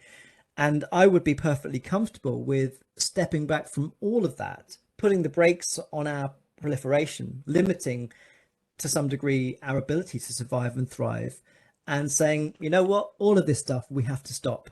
We have to stop trying to develop medicine to save us from age-related diseases. We have to stop creating vaccinations to stop people from dying from a whole range of conditions that emerge. The problem, however, I think, though, is that some of those things, in fact, many of those things, are so intimately interwoven with other things that we do that, in fact, it makes it very hard to then say, well, let's stop doing one I think unless we stop doing all of them, we're still committing that same sort of ethical transgression. So you would have to say, well, I'm not happy with using animals for enhancing humanity, but then I'm also not happy with using animals to support our relief from biological suffering. And I think that's a reasonable conclusion to come to. However, if you are comfortable with using animals to keep us healthy and well during our life, or to, let's say, develop drugs that limit infant mortality or suffering, then I think you're also committed logically to using it for the enhancement of humanity. It seems to me that the history of, as I mentioned earlier, the history of medicine is a history that leads us towards a commitment to both enhancement, but also, in all honesty, immortality. We want to keep living healthy for as long as possible, and for that to be indefinite. And that is the logical extension, I think, of Western medicine. Thank you. Dr. Amar? Thank you, Andy, again for the excellent presentation. Yesterday, we talked about how international sport organizations, they act as a religious entities in terms of not allowing any deviations from orthodoxy, you know, when it comes to definition of sport and sport practice and the values and even the brand. You know, we talk about the IOC and the Olympics, you know, those are brands that the IOC want to maintain and want to protect, and from any different, you know, to keep the orthodoxy of the Olympic values and Olympism. And but then recently we have seen that this notions, you know, the Olympics and Olympic Games and even other international sport events are being kind of challenged by other entities that are emerging. You know, for example, extreme sports, now they have their own you know, sports events, esports as well. So what do you think will be the future, you know, when it comes to genetics, and will the IOC and the FIFA will try to reconcile and bring this, you know, genetically modified athletes within the Olympics, or we're going to see separate kind of entities emerging, you know, that embrace different kind of norms around sports? And the other maybe context that is interesting is the Paralympics. How do you think that maybe the Paralympics will benefit from this, from the enhanced technology, you know, including the genetically modified kind of bodies, you know, in terms of changing, you know, those athletes, maybe they want to benefit from this technology to maybe to reach the norm of sport practice, and not to be the para in terms of Paralympic, but maybe to be integrated in the Olympics.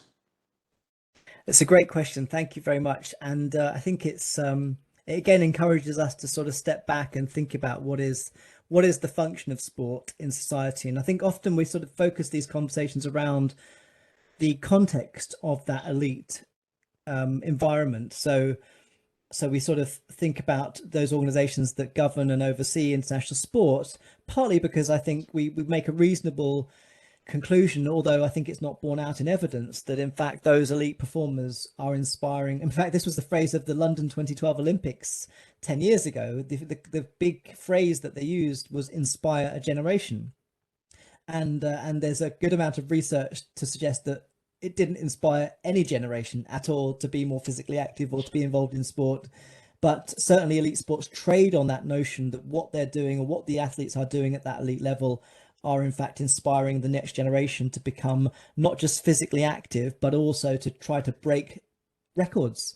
And I think that's really interesting, because again, it's not necessarily a sort of moral foundation that is desirable. I think that it perhaps is a product of a particular era in human history where we think about kind of humanity progressing and extending its capabilities. We think about the 20th century with the space race and all these sorts of technological revolutions that have allowed us to sort of push the boundaries of what's possible.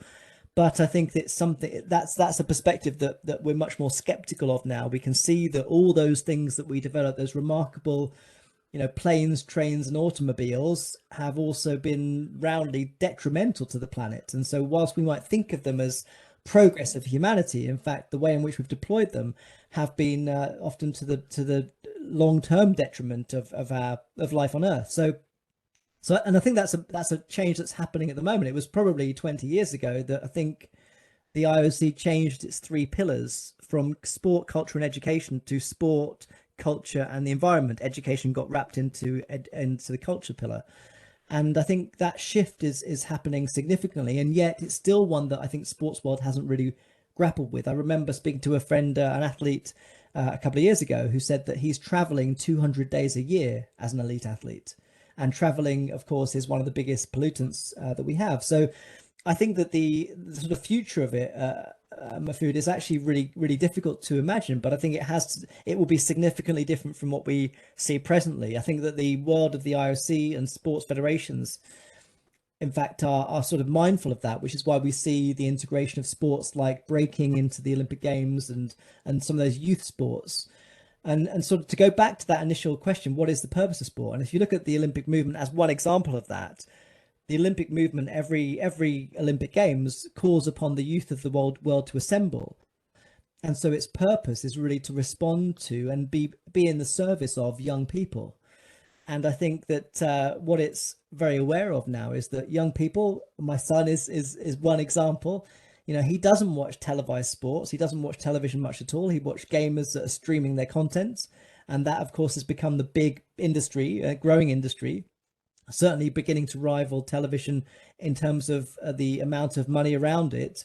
And I think a lot of people realize that there's a massive change in our media culture where actually televised content now is becoming secondary for young people. They want to see streaming content, which is why games like FIFA have become so powerful, and why you see sports clubs all around the world now appointing esports players, because it's a new economy around the sports world that is changing everything. It's in the same way that the 1980s were the years that the elite sports world really became a powerful configuration through the sale of rights to TV companies. I think that change is happening now around digital platforms like Twitch, even Facebook, some of these gaming companies that are streaming content. So I think a lot is going to change, Mahfoud. I think the example of the Paralympics is a great one, because I think it, in all its complexity and inadequacies, you know, people debate whether the categories are fair or so on. At least it's trying to do that. And I think that's a really important thing, is that we like to think sports are for everyone. We look at an athlete and think, oh, we can do that if we try hard enough. But actually, a lot of people are turned off from sports very early on in their life and they don't return. So I think anything that can expand the range of people that feel that sport is for them has got to be a good thing. Thank you so much. I don't see questions from the participants here. I cannot suppress my my desire to ask questions. Please. Although we have a little time left. I feel from your overall presentation and the responses to the questions, you know, what we have in bioethics, genetic exceptionalism, that we make genetics quite exceptional. When we do anything with our genes, we say, stop, these are genes, even if it is for treatment. We put a condition that we shouldn't have any safer alternative.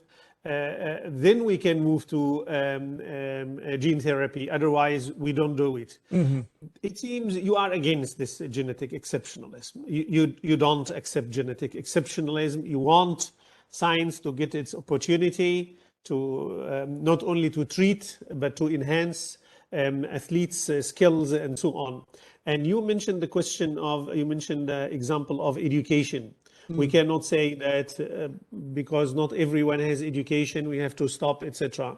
But also in the literature, we have discussions about this, that comparing gene editing, for instance, with education, or changing people's character or skills through education is something, and doing this through gene editing is something else.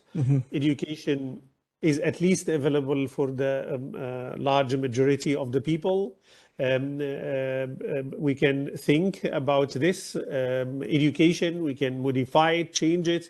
We don't have these capacities when it comes to gene editing, especially germline gene editing. Most of it is irreversible, etc. how do you think about these thoughts, arguments and counter arguments about genetic exceptionalism, especially when it comes to athletes? I would say gene editing is controversial by itself. And in gene editing for athletes has a new layer of controversy, because I think if we ask the general people, we want to do gene editing for doctors and nurses and pilots to perform much better than they do. You will have much less problematic or answers or oppositions when you say we will do this with athletes. So it's gene editing plus it is for athletes. Your thoughts by the end of this. Thank you for the question. I mean, session. so my first response to this sort of perspective is, what do you think of proteomics and the microbiome? That's my first response, because I think that in fact a lot of the research we do has moved on from genetics. We understand that our biological condition is shaped predominantly by the proteome, and even more so perhaps by the microbiome. And I think the microbiome in particular is a really useful idea, because we often sort of think about ourselves as an individual human subject as being this sort of self-contained, independent biological life form.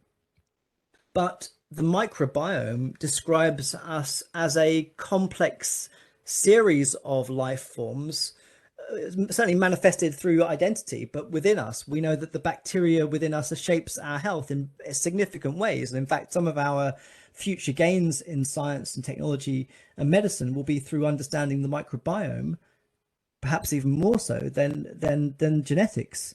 And so the reason why that's my response is that I think we've elevated genetics as being the kind of key unit that determines life or wellness within life, when in fact it's still a partial picture of what we actually are. We shouldn't think about ourselves as a uniquely sort of coherent genome. We should think of ourselves as, in some respects, a host for parasites that live within us, that shape our health and wellness.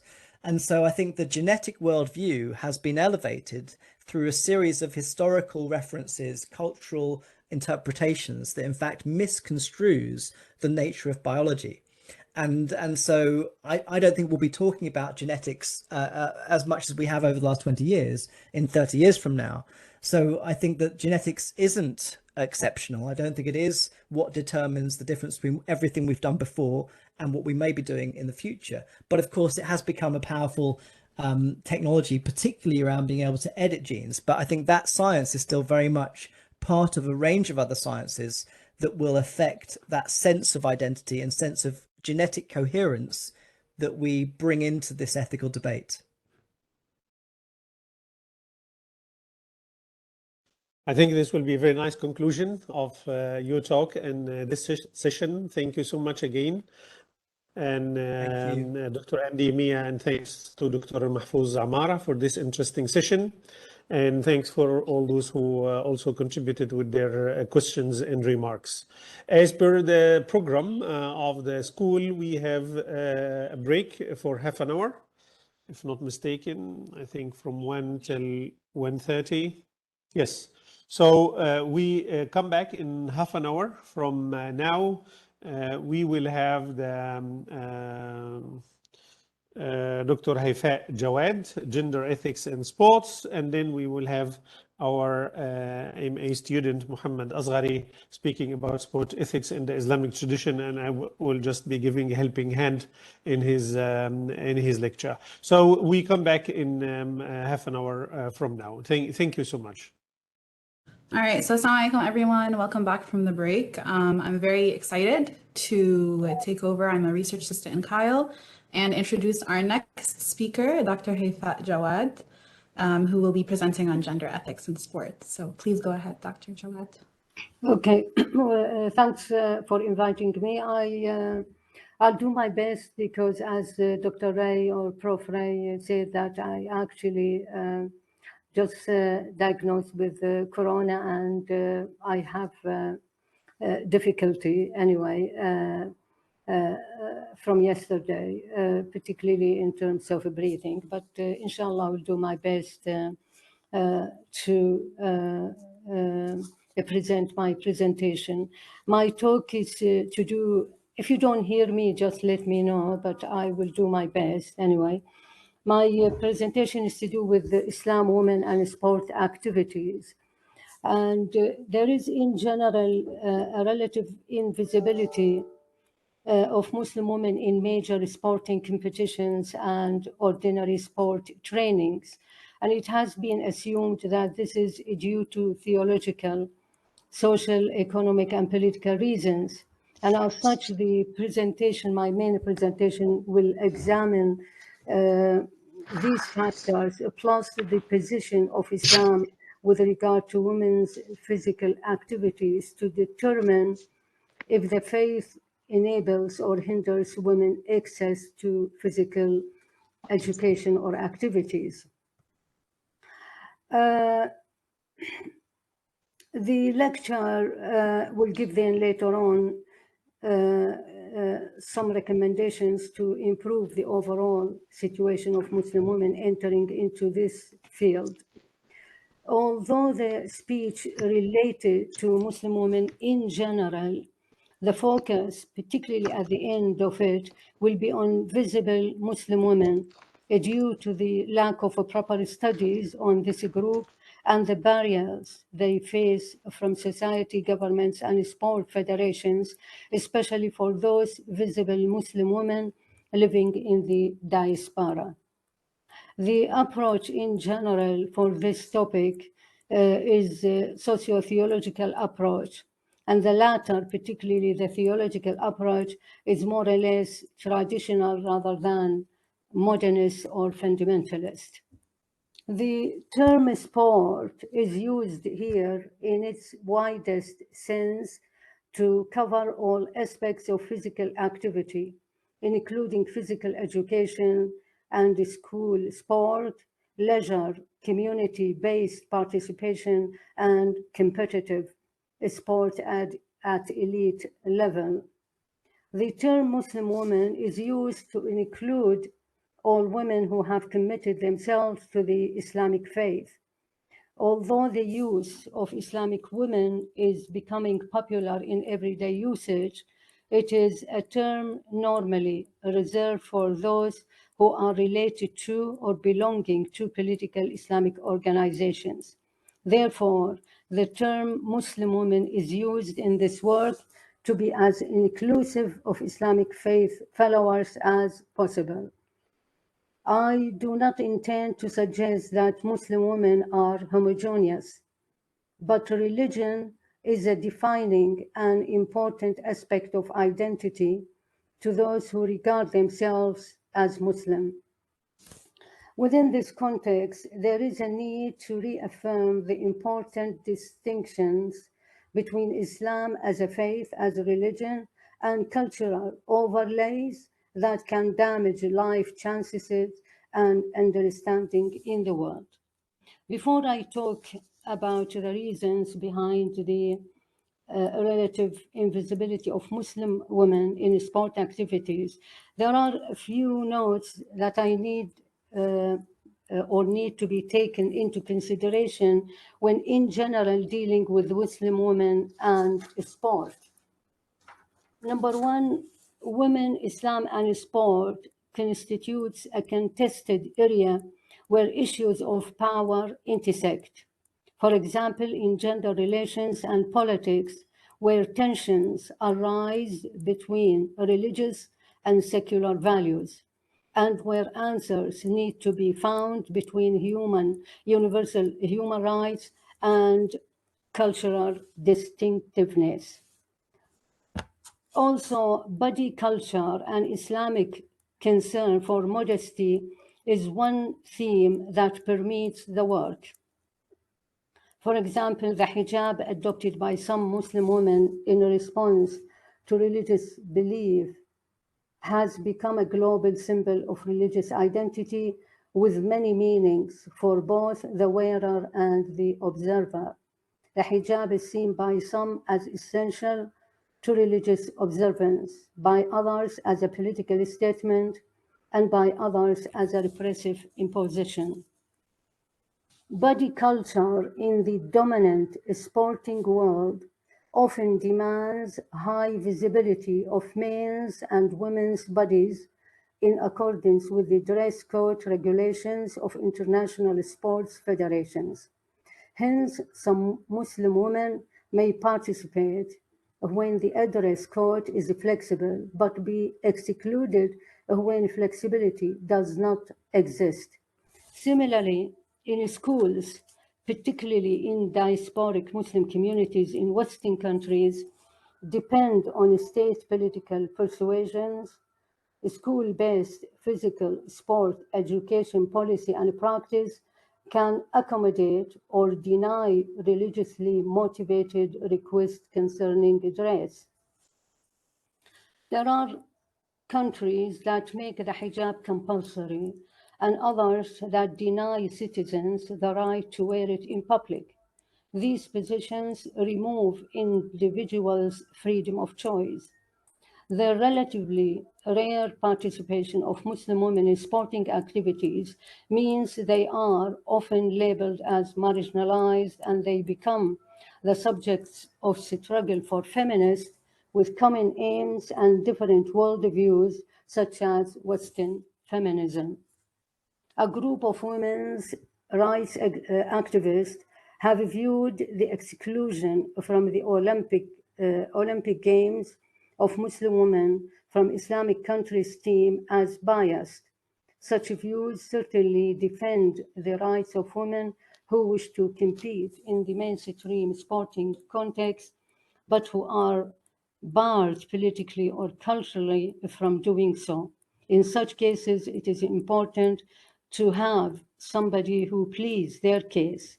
On the other hand, viewing all Olympic non-attendance by women from Islamic countries as bias also ignores, denies, or fails to respect the rights of those Muslim women who have embodied their faith in ways that lead them to prefer participation in physical activity in more private ways. For example, some choose to participate in events organized to provide a more Islamically appropriate environment that manages their faith need for body modesty and women-only environments.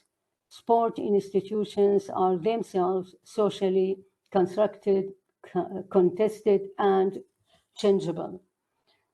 A major issue to be taken into consideration when discussing women, Islam, and sport is that much of the research and academic writings in the field of women in sport and physical education is produced in the US, Europe, and Australia. This constitutes a problem of invisibility and marginalization for people who are living on the periphery of expanding scientific knowledge. This leads to the risk of a distorted vision. The dominance of English language literature is one of the reasons for the distorted vision and why the voices of a few are much more audible than the voices of the majority of the world's population.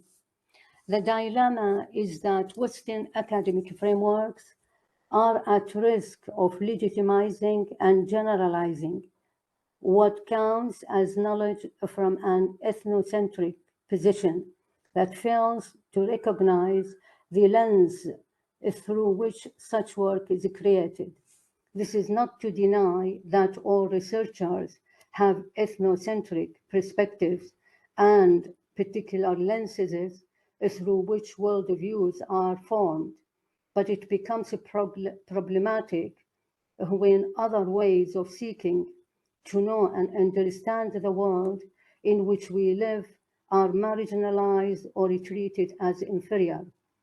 Increased sensitivities are required in a globalized world as researchers increasingly cross cultural boundaries in endeavors to increase knowledge and understanding.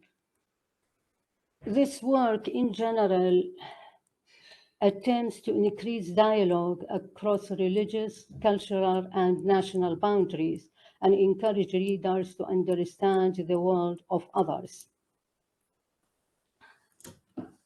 We'll talk now about the particularly socio-economic factors that hinder or restricts Muslim women from entering into physical activities or practice physical activities. The socio-economic political factors are really a major factors, either in hindering or encouraging women's participation in physical activities. However, these factors vary from one country to another in terms of wealth and resourcing possibilities for developing an infrastructure to support participation by women in sport. So, for example, if countries poor, they can't have infrastructure to help their women populations, in contrast with rich countries. But at the same time, for Muslim women, if we look at, for example, the Muslim communities in the diaspora, we see that in the West, countries provide abundance of opportunities, but unfortunately, Muslim women can't use these opportunities provided them. The reason for that is to do with the problems of meeting Islamic requirements for Muslim women to practice sports, such as dress, segregations, changing room facilities, and others. For girls in school-level physical education and sport, tension also can arise at the interface of religious requirements and physicalities. These are often based on misunderstanding in the diaspora. There are important variations in levels to which cultural acceptance as well of girls' and women's participation in sport and physical education facilitates or limits their opportunities. So all these are very crucial to take that into consideration if we talk about the socio-political and economic reasons. We'll move now into Islam and see if Islam really hinders or encourages women's physical education. Islam proclaimed the equal value of men and women as essential contributor to the private and public life of their society. The increased visibility of Islam in the West has been demonized through the messages propagated by the media, spreading and popularizing particular worldviews. Extremist views are not only offensive to many Muslims and non-Muslims, but are also a means of fueling Islamophobia that impacts on the lives of all Muslims, but especially Muslim women globally. The degree of contention surrounding Islam, particularly after September 11 attack and the invasions of Afghanistan and Iraq, can't be ignored. But current tensions and conflicts regarding the polarization of Muslims and the West are often, in my opinion, based on lack of knowledge and understanding about each other's lives. A two-way learning process is really vital, since damaging stereotypes of both Islam and the West, exacerbated by media hype, can be equally misunderstood and misused. There is nothing in the Quran or Hadith that explicitly precludes men's or women's participations in physical activities, provided it does not take precedence over faith. Hence, it is important to stress, or we could say that Islam is an enabling religion that does not preclude women's participations in physical activities.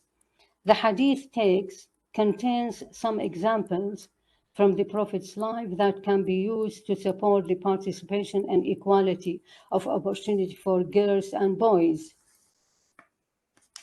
Examples of the time describe children pursuing swimming, shooting, and horse riding.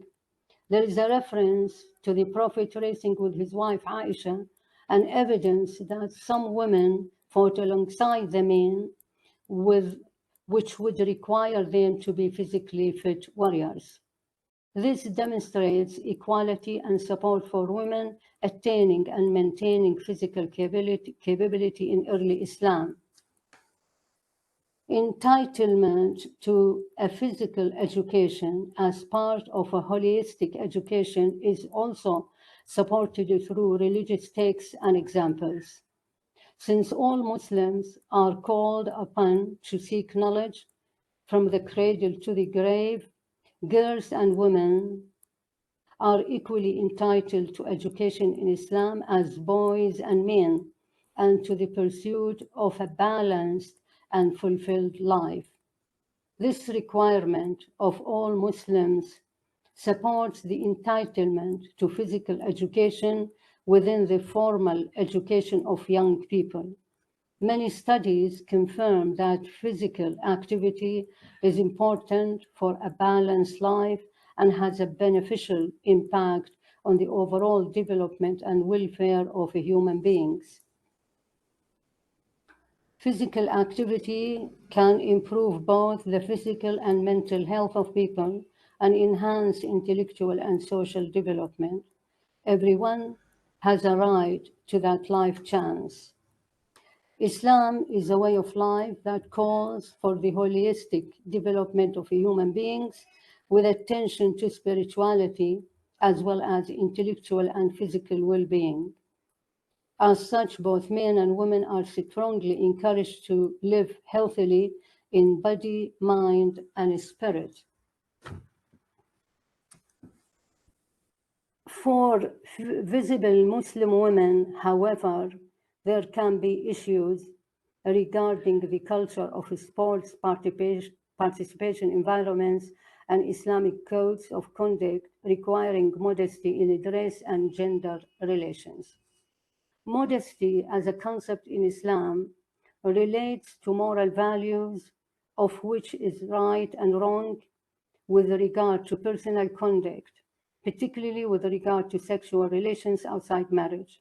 In the Quran, chapter 33, verse 35, requirements for such values are the same for both men and women.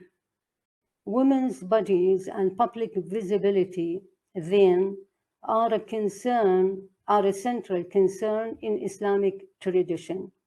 It follows that women's participation in the sporting arena is contested because the dominant Western secular sporting culture can lead to high visibility of women's bodies and public mixed-sex arenas.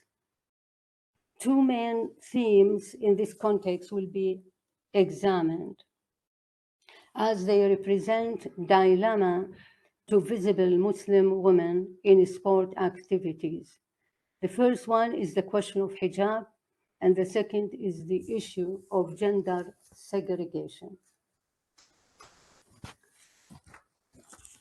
We move into hijab. The Islamic concept of hijab in this work is used to indicate the practice of head covering as well as the covering of arms and legs, which many Muslim women adopt in accordance with their commitment to religious adherence and the practice of modesty. Not all women who are Muslim wear the hijab or Islamic dress. Since some Muslim women do not adhere to Islamic dress, the focus here is on visible Muslim women, as I mentioned.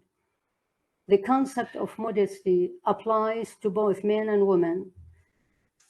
And you could look at the Quran, chapter 24, verse 30, and then chapter 24, verse 31.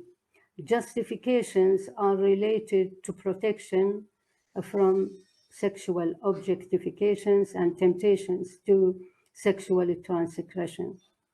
Under Sharia law, women are required to cover all of their bodies except heads and face, for men from waist to knee. While public manifestation of faith is essential in the lives of some Muslim women, others choose to ignore the Quranic injunction.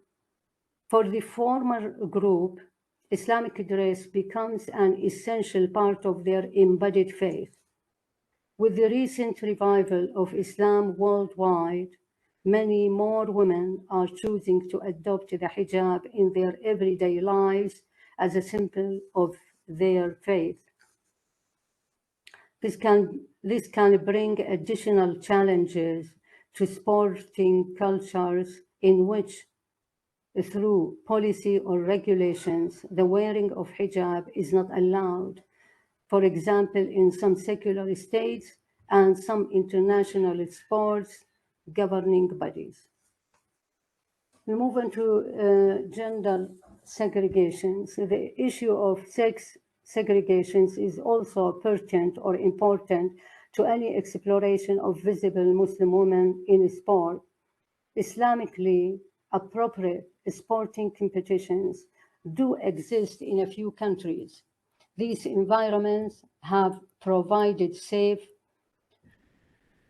environments for those women who prefer sex-segregated spaces in which to practice.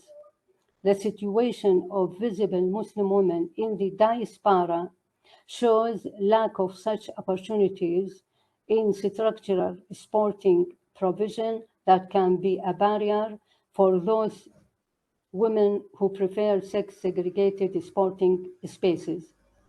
The issue of sex segregation is then a real concern for visible Muslim women with regard to active participation in physical activities. In response to the diversity of experiences that exist today, I recommend that people working in the sport and education systems accept and respect the diverse ways in which Muslim women and girls practice their religion and participate in sport and physical activity. For example, choices of activity, dress, and gender grouping, and that international sport federations show their commitment to inclusion by ensuring that their dress codes for competition embrace Islamic requirements, taking into account the principles of safety and integrity. Adopting such recommendations would lead to more opportunities for more women, a shift in sporting culture towards more inclusive practice that acknowledges the power of religious belief and its effects on a preferred body practice in the lives of many.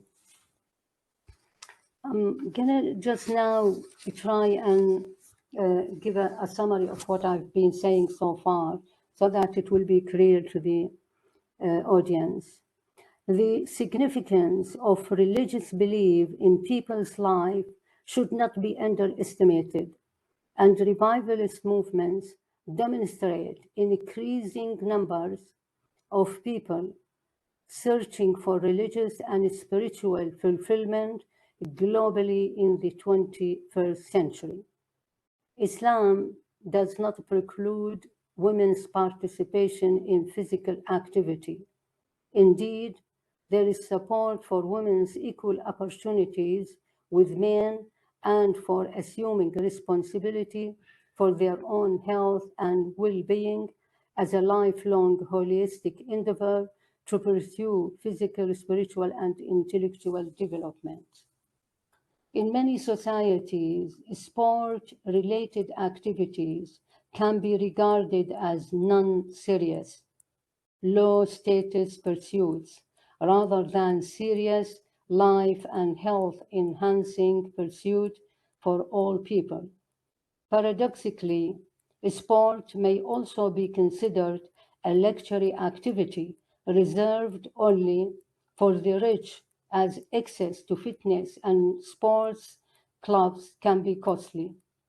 It should also be remembered that sport is not high on the agenda in countries, for example, where there is risk to personal safety, like war, torn countries, or where poverty and illiteracy are widespread and basic human needs can't be met. In this context, of course, sports go down the list. These considerations apart, those who disregard physical activity fail to recognize its significance in holistic human development and the part that it plays in the physical, cognitive, social, and affective development of the human being. Sport-related activities of Muslim girls and women require segregated spaces and modest dress.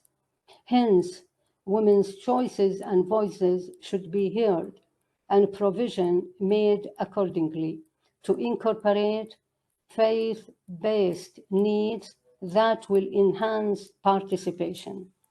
Barriers that can preclude the involvement of Muslim girls and women in sport and physical activity are normally related to situations where meeting needs for modesty in dress or gender segregation is problematic. This is more common in the diaspora, where provision is structured and organized in line with Western secular sporting frameworks, dress requirements, and public changing facilities, and predominantly open mixed-sex provision.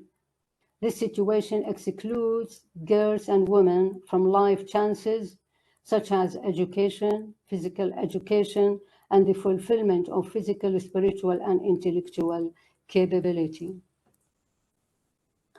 Education and training for teachers, coaches, sport administrators, and organizers, both in Muslim and non-Muslim settings, needs to incorporate a greater awareness of faith-based principles.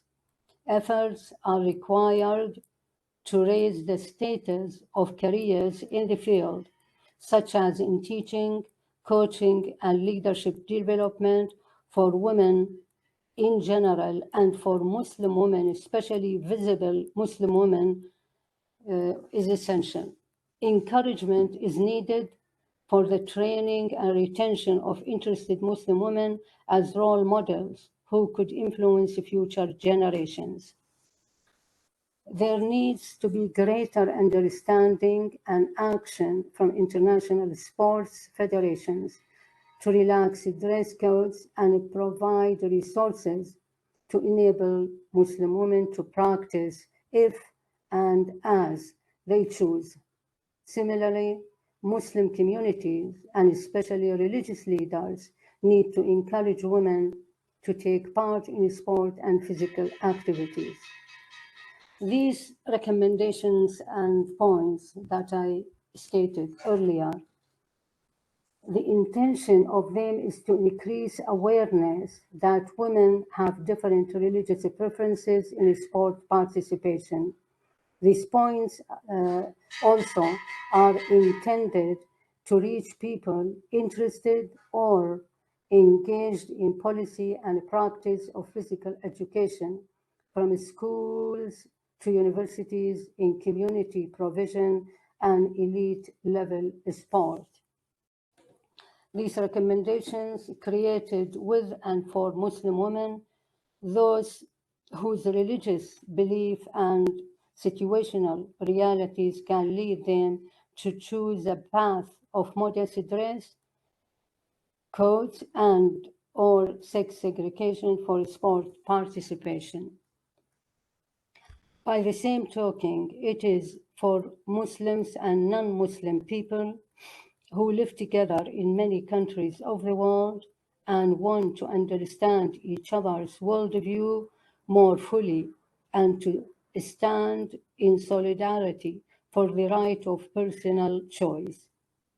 Simply, these points are about accepting and respecting the choices and voices of others. Thanks a lot.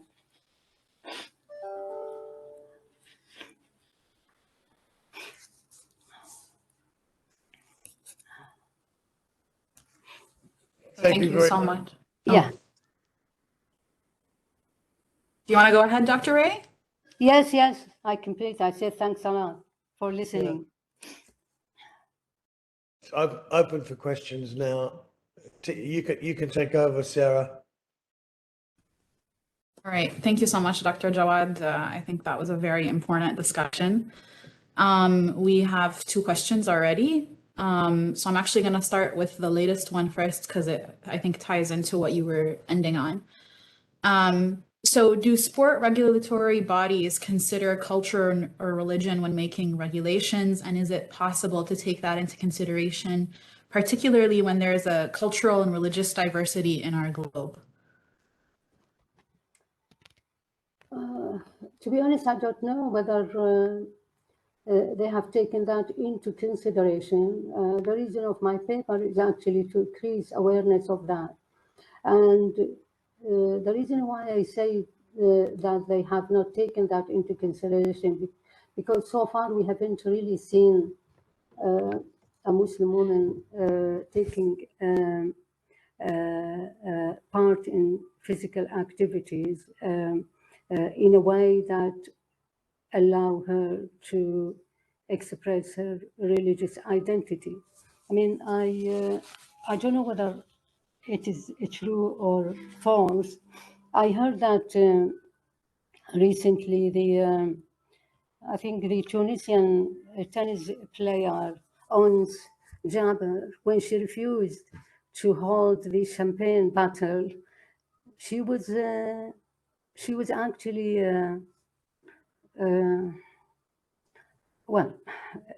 the International Sport Federation was not happy, and I think they had to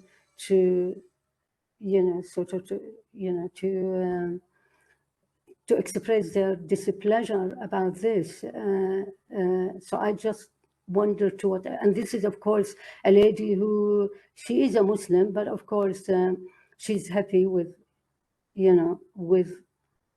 with international sport dress codes, etc. So if a lady who more or less embodied her faith privately and decided not to suppress her faith-based approach in physical education, has been treated in this way. I don't know to what extent Muslim women, particularly visible Muslim women, will be able and happy or will feel easy to take part in sport elites and international sport activities. So far, we haven't had that. So I'm hoping that that this paper and the book which I co-edited with my colleague Tenzin Ben, in which we advance faith-based approach to physical education, will be taken into consideration by sports federations, international sports federations. A comment from Yusra. She thanks you for your important discussion. I would like to remind that socioeconomic factors are not a real barrier to sporting and exercising.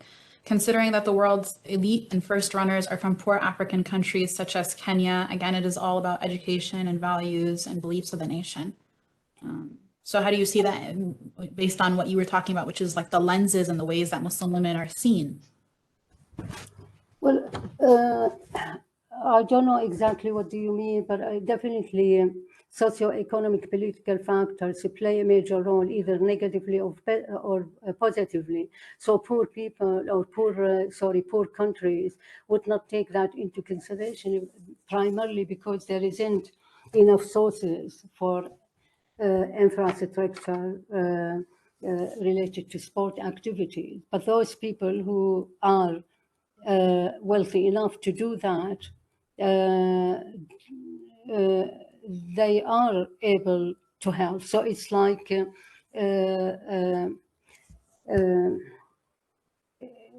it's an issue which it depends on whether the country is in a position politically, economically, and socially able to do that, or not able to do that. I guess this is the socio-economic factors. A lot of countries, tone-worn countries, they never even think of sport activities for men rather than for women. I mean, most Middle Eastern countries, whether Iraq, Iran, Syria, Somalia, and all these, I mean, there are other needs, sort of basic needs. They wanted just to live, what I mean, in peace or etc.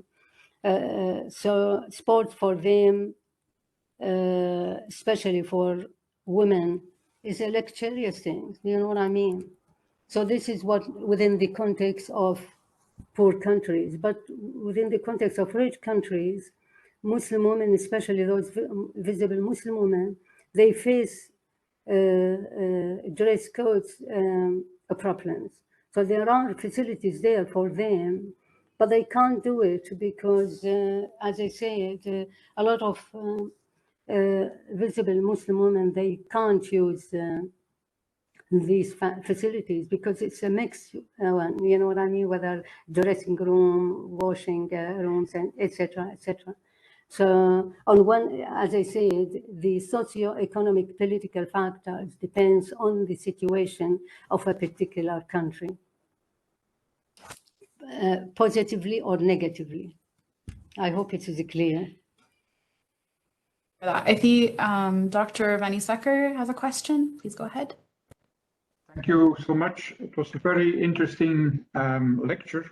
And I see, as I already said yesterday, after my lecture and the questions you had, there are a lot of parallels, you could say, also with the Catholic Western society until the Second World War. So there were the same questions about modesty, segregation, when girls or women had the possibility or not to sport. Also with the clothes, the clothing, modesty, there was no co-education in Catholic Belgium, for instance, or in Europe until the 1960s. So it was also apart, and girls and women were not supposed to do gymnastics or sports visible to men. So this was a big problem, as I said already, with fascism and with National Socialism, where they promoted co-education and also girls even in swimsuits to perform in public gymnastic exercises.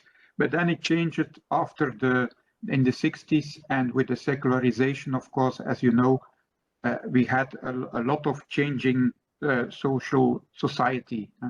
So, but you see also, and maybe this is another thing, it's nothing to do with religion, but you see also, for instance, I think you have heard of that for instance in beach volley, German girls, the team has reacted themselves, why should we wear swimsuits to perform sports? And they, as a reaction, they put other clothes covering the legs, arms, and so on. So, but this is another discussion, of course. This is not based on religion. But thank you so much. It was very interesting. Thank you. Yeah, I guess in the diaspora is very important because the facilities are there but because of certain regulations that have been imposed, that a lot of, I suppose, committed Christian women as well as Muslim women are denied. I mean, I like swimming, but I have not been able to find one single swimming pool in the whole of Birmingham that is exclusively for women, which is, I'm not denying that a woman or women who are happy to go and do swimming in a mixed pools, they have the right to do so if they are happy. But for those who are denied to do so because of dress code, it just, I don't think, morally acceptable in the 21st century. Okay, thank you. Thank you. Pleasure, pleasure. You. Dr. Ray? Thank you. I just wanted to make the point to the comment, the previous comment about socio-economic factors, and that the example was given about runners. Well, different sports require different amounts of money to pursue it. So that if you're playing tennis, you need to be able to buy a tennis racket. You need to have access to a court, and so on. Runners probably are the least costly in terms of, I guess you need running shoes. So we need to perhaps have a little bit more nuanced analysis of different types of sport in relation to issues that discriminate against those who cannot afford or where the state doesn't provide the facilities, either at schools or elsewhere. Yes, I guess so. We need, it's a broad topic, of course, and in this case, when you talk about the socio-economic factors, you really have to have individual countries' case studies and see. But in general, as an umbrella, it's very difficult, of course, to have case studies for countries in the world. In general, the tendency that poorer countries can't afford facilities for their populations, especially women. Always women tend in every respect to go below the list when there are basic things need to be met. So you are right, yeah. But as I mentioned, socioeconomic factors, it's variable. You could, in the West, I mean, my niece in Germany, they have abandoned. But of course, unfortunately, her grade was very low in physical education. She was, she did brilliantly good in, everything except physical education. The reason behind that is just because she was unable to practice physical education in the way that she was comfortable with. So when it comes, my point is that when it comes to Muslim women, there are problems both in Muslim countries as well as in the diasporas. And particularly those visible Muslim women like us, there is a major problem that international sports federations need to be taken into consideration and see, because it's a shame. I'm sure there are lots of talented, visible Muslim women who could do a very good job if they are comfortable. And the same with the Christians, with Jews, other committed female religious women. It's not only Muslims. I mean, we focus on Muslims because we decided to focus on that, but definitely applies to all religious women from different religious backgrounds. Thank you very much. Pleasure, pleasure. Dr. Camilla's hand is also raised. Yeah, I was just going to add, just based on my experience, and of course, being in Qatar, I've started looking at this a little bit more, but just from my own experience in being involved in sport, I do see a shift, and the shift is probably not strong enough, not fast enough, but I think international sports federations are beginning to recognize, to take more into consideration requirements, but of course it varies depending on the sport, in terms of what they would permit in terms of clothing, for example, and what women can wear when they're competing. But I think there is a shift that's starting to happen, and possibly more in terms of the grassroots, in terms of sports and clubs, being more acceptable and sort of more of a bottoms-up approach, so that if there is more girls and girls and women playing, and still meeting their requirements of dress, and more of those girls coming through the ranks, maybe from bottoms up, there will be more pressure from the top to change, but I think there has been some progress. Of course, not equally in some countries more than other, in some sports more than others too. But I think slowly there is a shift that is happening.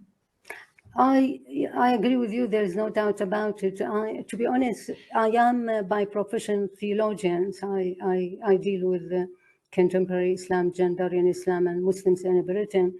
And I came to the issue of sport activities because a few years ago there were problems in Birmingham, and the Birmingham City Council approached us, me as a theologian, and of course my colleague and friend Tenzin Ben, Professor Ben, as a sport activity education specialist, primarily because schools in Birmingham are not offering appropriate facilities for Muslim girls, and their parents started to withdraw them from classes. And of course, this is essential part of the curriculum in Birmingham. And we managed to reach a consensus, and we published more or less a report that was used by Birmingham City Council, which was good. That report reached America, and Muslim communities there wanted to use it, but they were prevented from doing that. So I agree with you, there are some awareness and shifting in sport cultures when it comes to sex segregations and dress codes. But of course, it will take a while. Definitely, there's no doubt about that. Thank you so much. Sorry, there's some background noise here. Dr. Amara?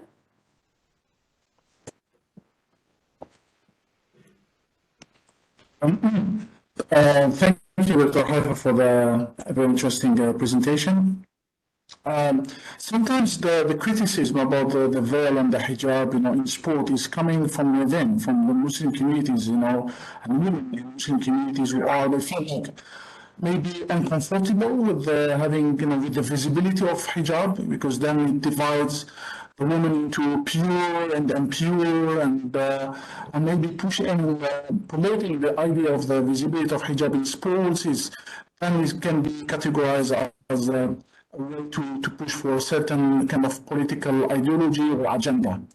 So the other issue that I wanted to highlight is the International Sports Federation, International Olympic Committee, they lifted the ban on hijab on the basis of safety, not on the basis of maybe, allowing cultural diversity and particularly Islamic expression of Islamic faith in sports. But we have the case of fans that doesn't go by the by the new kind of rules of the International Sport Federation of banning the veil, and they still have restrictions on the veil. So is this an example of the International Olympic Committee, International Sport Federation respecting the local legislations, or this is a case of double standard here? I don't know. I don't know whether it's a double standard. It's very difficult. I don't want to go into that. Some Muslims, as you said, Muslims, they are not happy about that, as you said. Am I right? So you said that some Muslims, they don't bother about issues of veiling? Yeah, not everybody is comfortable with having a high visibility of hijab in sports, Yeah. They feel like comfortable with this.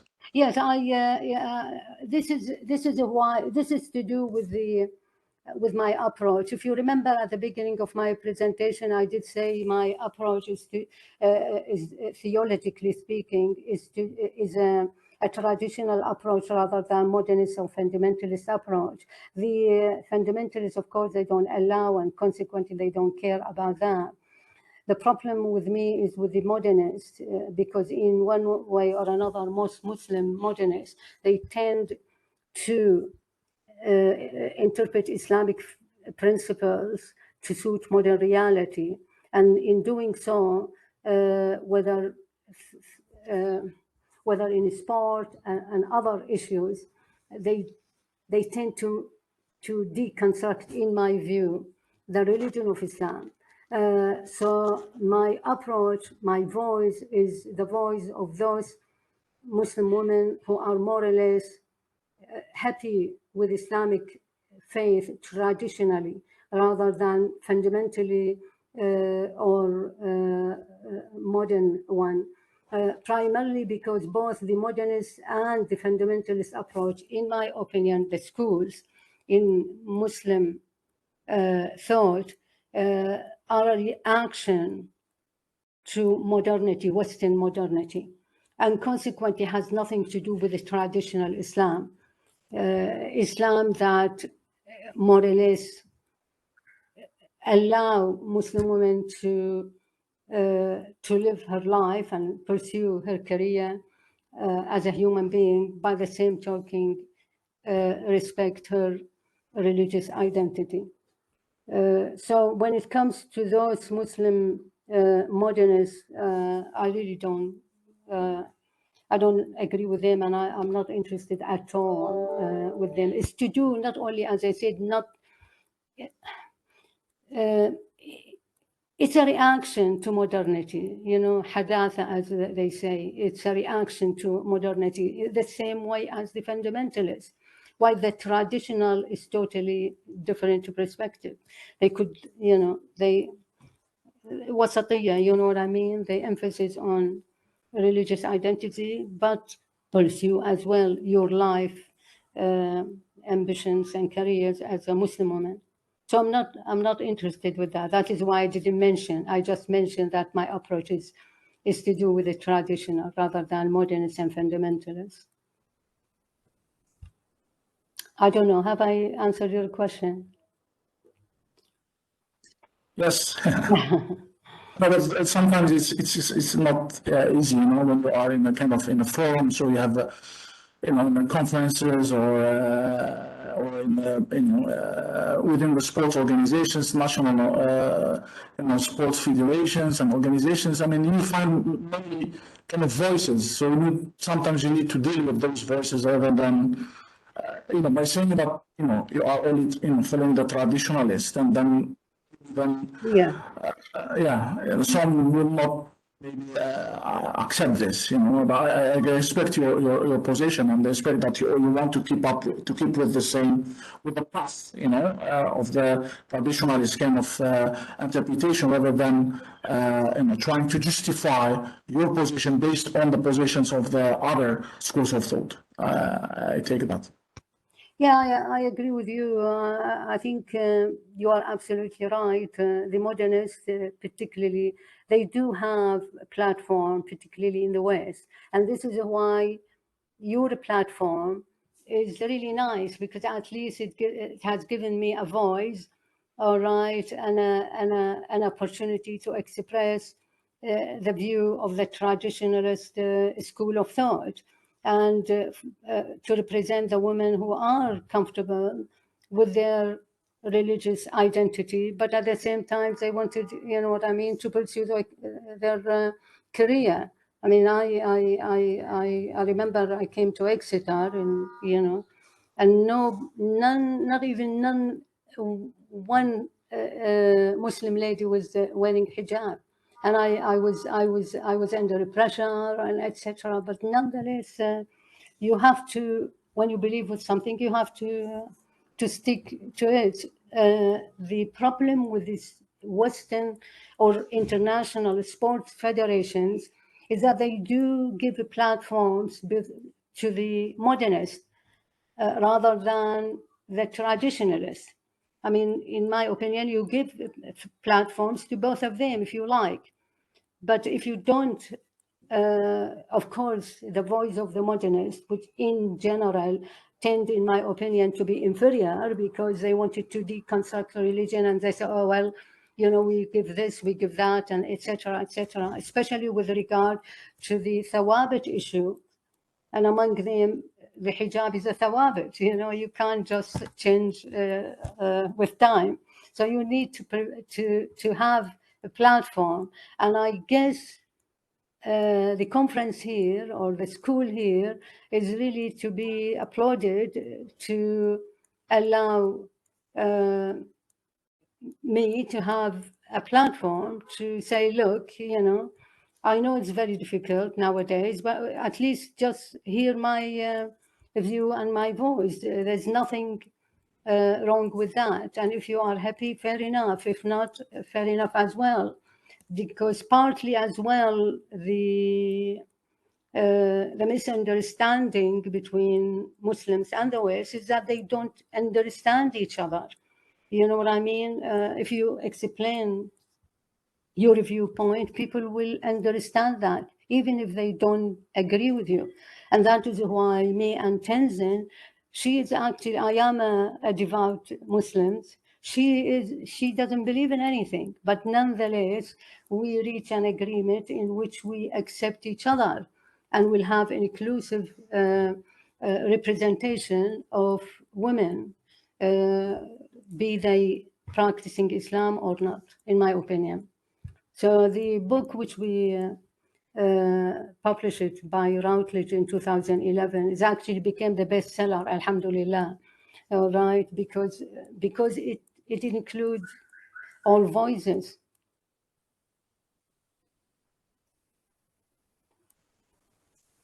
Thank Did you I so answer much. your question?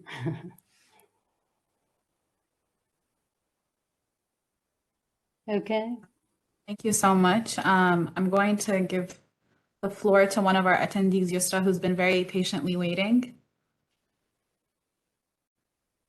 You want to unmute?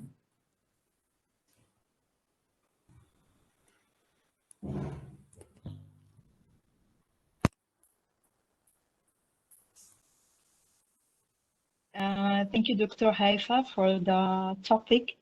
I just wanted to, I'll first introduce myself. My name is Yusra. I studied sports sciences in Turkey.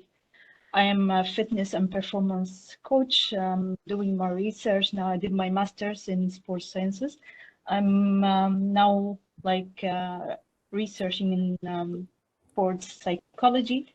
I just wanted to comment on the topic because we are talking in two different contexts. Like we spoke about physical activity, especially from the perspective of Islam, and elite sporting. And these are like two different categories. When we speak, like when we talk about physical activity and that women, they don't have the opportunity to participate, but actually it depends how we define physical activity and how, like, I mean, in what ways we can practice and exercise. So from my opinion, from what I have learned, that everyone actually can exercise even at home, especially now. It's all it's, I mean, it's possible for everyone to exercise even from home. Everyone can have access even in and I spoke already about the poor countries, but I don't find it an obstacle for women to exercise in in the the countries whereas no infrastructures. I emphasize the importance of education and how actually we can exercise and the importance of exercise. I was even discussing with some of the professors in the Faculty of Islamic Sciences if we should, discuss if it's obligatory for everyone, every Muslim, let's say, to exercise, especially now in this century, because of the importance of physical activity and exercising. It's not anymore that something it's doing. It's something to be done for just luxurious lifestyle. No, it's important nowadays that everyone gets,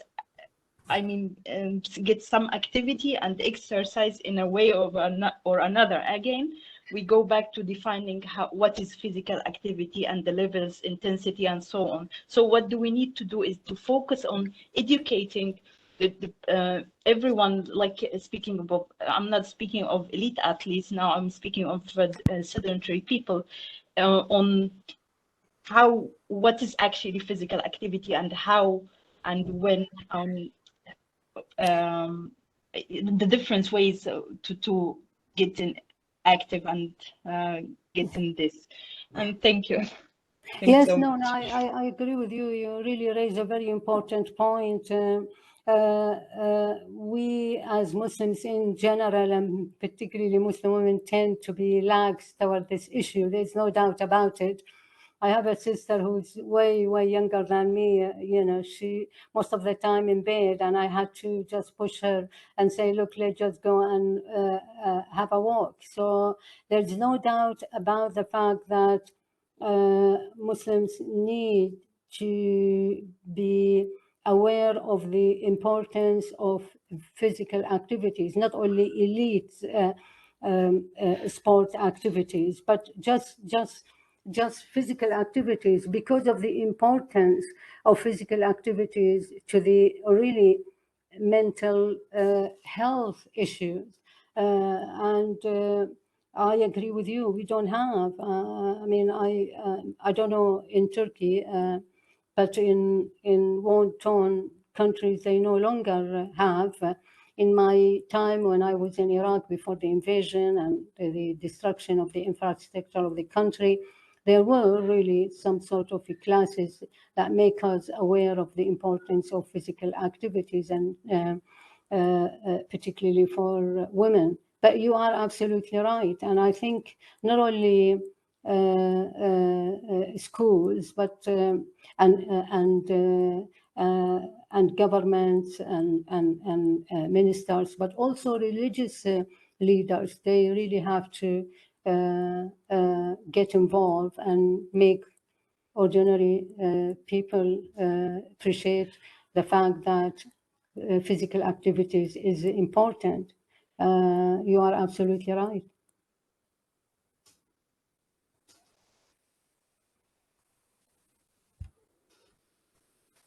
I know we've gone a little bit over time, but I'm going to give the last comments or questions to Dr. Ray.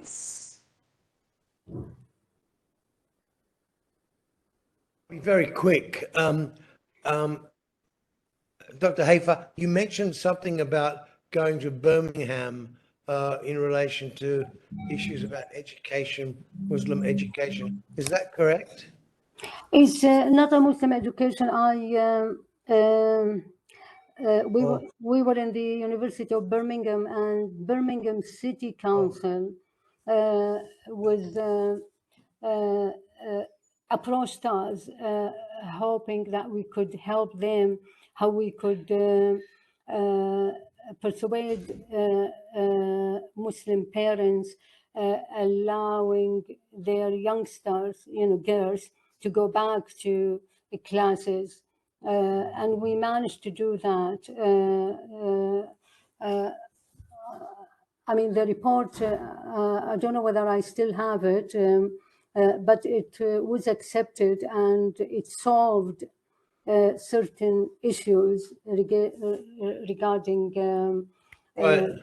dress, regarding changing rooms, all these. We managed to, to persuade both sides, and then the problem was solved. And as I said, I think it was even the report was on the internet. Can't remember at the moment, but it was a few years ago. Right. Was that associated with what came to be known as the Trojan Horse affair? No. That affair is totally different issues. That Right. is, yeah, Right. that is to Okay. do with the talk. I don't know. I'm not familiar with that. My colleague is familiar, Marius. No. That is to do with the Birmingham City Council, Department of Education, and Department of Theology at the University of Birmingham. Yes, I understand. Thank you very much. A pleasure. Thank you. Again, so much for your important discussion, Dr. Jawad. We will now move on to our next presentation, which is on sport ethics and the Islamic tradition, led by two speakers, Dr. Ghali and Muhammad Azari. Assalamu alaikum wa rahmatullahi wa barakatuh. Thank you so much, Sarah. Do we have Azghari? I don't think he is online. Eh? If he is online, he can speak up. I'm afraid he's not. So if he's not, I will proceed. He was supposed to get the greater role in this because Muhammad Azghari is one of our students in the MA program of Applied Islamic Ethics. He chose to write his thesis on sport and ethics, especially elite sports and ethics, and its relationship to the Islamic moral tradition.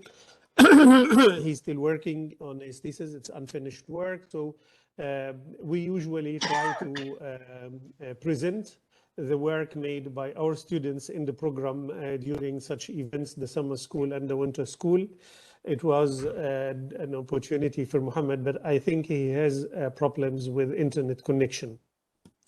So I'll take it over. It looks like my destiny in the summer school, first taking over the role of Dr. Ray and now taking the role of Muhammad Azghari. I hope I will not take much time from this because I will do only my part, not the part of Muhammad Azghari. I will speak generally about how sport ethics is or should be approached from an Islamic perspective. The general picture and broad lines that we can capture, and I'll also depend on what we have learned from the previous speakers in this school. To start with sport ethics in the Islamic tradition, I don't want to say in its embryonic field, in its embryonic phase, maybe even less than that, maybe it has to be born yet as one of the subfields of Islamic ethics or one of the applied fields, Islam and sport ethics. If we see, for instance, the literature, we have very, very little literature. Dr. Jawad spoke about this in her book. It seems even religion and bioethics in general is an issue. And we have scarcity of literature about this. But speaking about Islamic ethics in particular as an emerging field, and the interest given to sport ethics is very minimal, if it is even existing, I would say. If we look at the output of transnational Islamic institutions like the International Islamic Fiqh Academy in Jeddah or the Islamic Fiqh Academy in Mecca, we have very, very little attention paid to issues related to sports. I'll mention some examples later in my talk. And this is quite strange, I have to say, because sports, as I mentioned in my word on behalf of Dr. Ray, sports is everywhere in our life. So if we speak about gender relations, sports is there, and we listen to the issues that Dr. Jawad mentioned. If we speak about gambling, sport is there. If we speak about business and multinational corporations, if we speak about justice, if we speak about fairness, if we speak about racial discrimination, if we speak about leisure time, enjoying our life, if we speak about moral development and character development of the youth, sport is there. It's everywhere, and it's hardly possible that any human being in our modern time, whether a Muslim jurist, scholar, writer, academic, young school student, will say, I have nothing to do with the sports and it's not my business. It's very hard. So when we have such a topic that penetrates almost every aspect of our life and every research area that we focus on, and we find the scarcity of literature about it is quite problematic. We can think much about why is this the case and how we can fix it, etc. I don't think that my talk is the right place to get into that. Why do we have this scarcity of literature and very scanty interest in sports and its ethical issues in the modern literature on Islam? I will skip this point for more extensive research, which can come up with much more solid and evidence-based results. I will move to possible approaches to examining sport ethics from an Islamic tradition.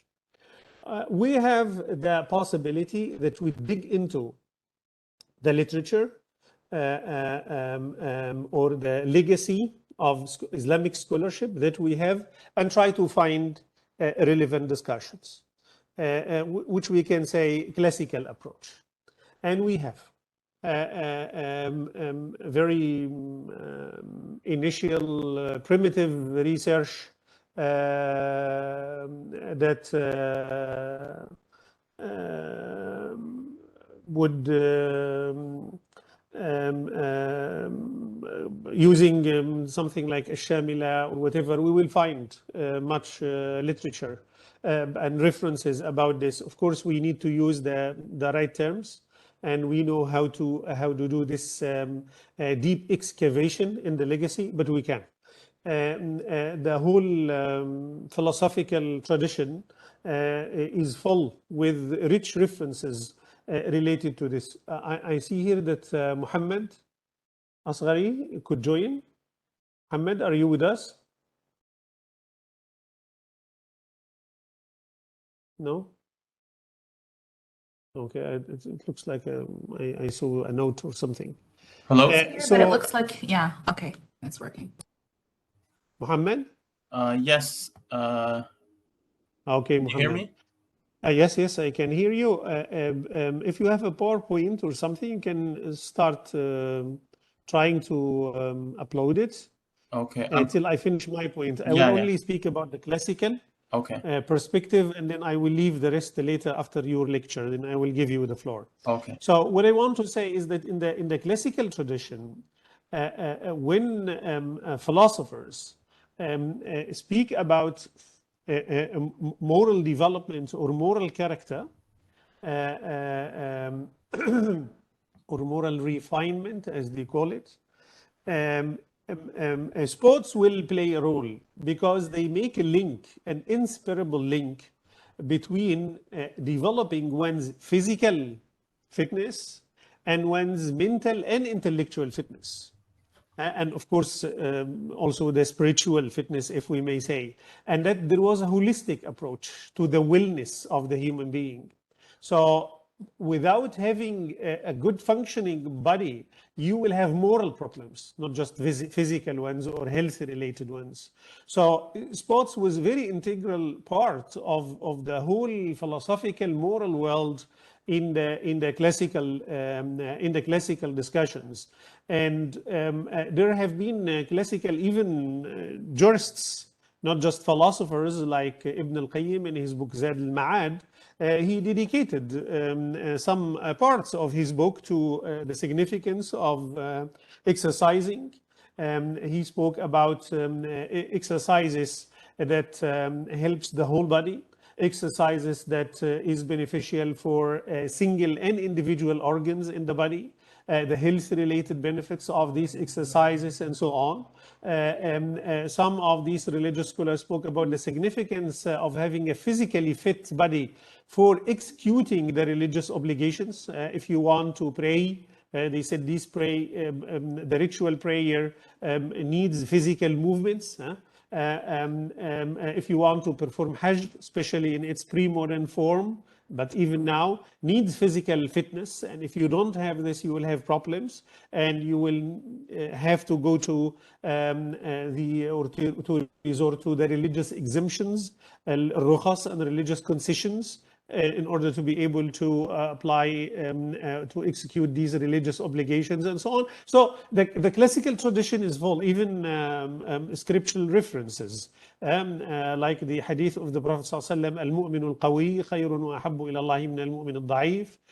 The strong, they interpret it sometimes the physically fit, the physically strong believer is better than the physically weak or the physically unfit believer, and then they give explanations for why this is the case. Also reference to traditions that whose attribution to the Prophet is a bit questioned, the authenticity, about encouraging specific particular sports like swimming, like horse riding, etc.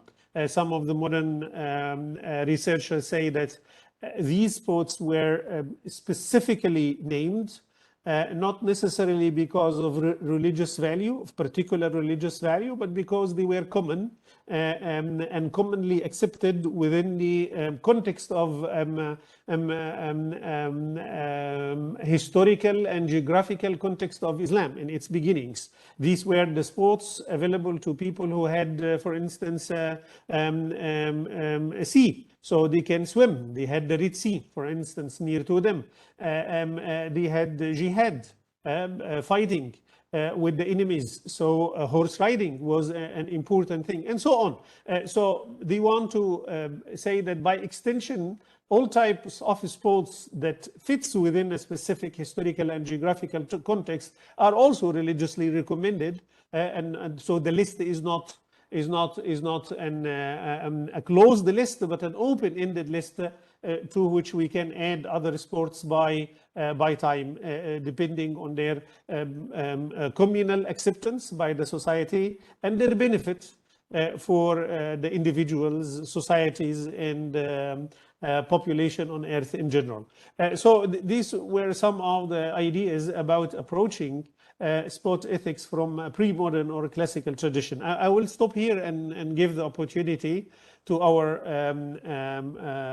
speaker, the main speaker today for the talk, Muhammad Asghari. Muhammad, the floor is yours. And sorry for taking time from your lecture. Assalamu alaikum, everyone. Hello. Salam. My apologies for the delay. I was on my computer, and when it came time to unmute, I realized that I was registered as not a panelist for some reason. So now I had to go to my other computer, which I had to download WebEx in. So sorry for the delay. So I'll begin. First of all, thank you so much to Dr. Ghali and Dr. Ray for giving me this opportunity to present my research and my thesis, which I know Dr. Ghali is patiently waiting for. So that's coming very soon, inshallah. And this was, a good way to, help me engage more critically with the material and perhaps get some of your feedback, which will be valuable in finalizing the thesis. I'm just going to share. Let's see.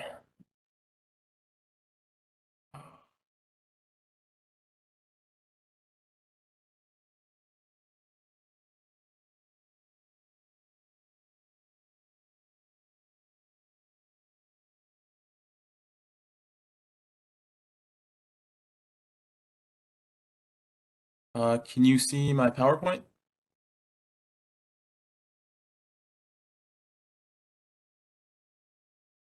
We can see it. Maybe do you want to just make it full screen? Okay, yeah. All right. Okay, so the title of my thesis is well, it's a tentative title, but it gives you the idea. Sports ethics in the Islamic tradition. Well, actually, sorry, this is the title of the talk, but the title of my thesis is Ethical and Moral Development and Education in Elite Youth Sports, an Islamic Perspective.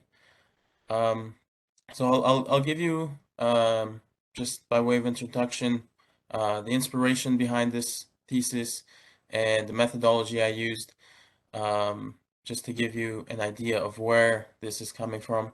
So the inspiration, you know, firstly was the growing presence of professional sports in the Muslim world. And two figures in particular that I want to highlight is you know, the rise of Muhammad Salah and Khabib Nurmagomedov.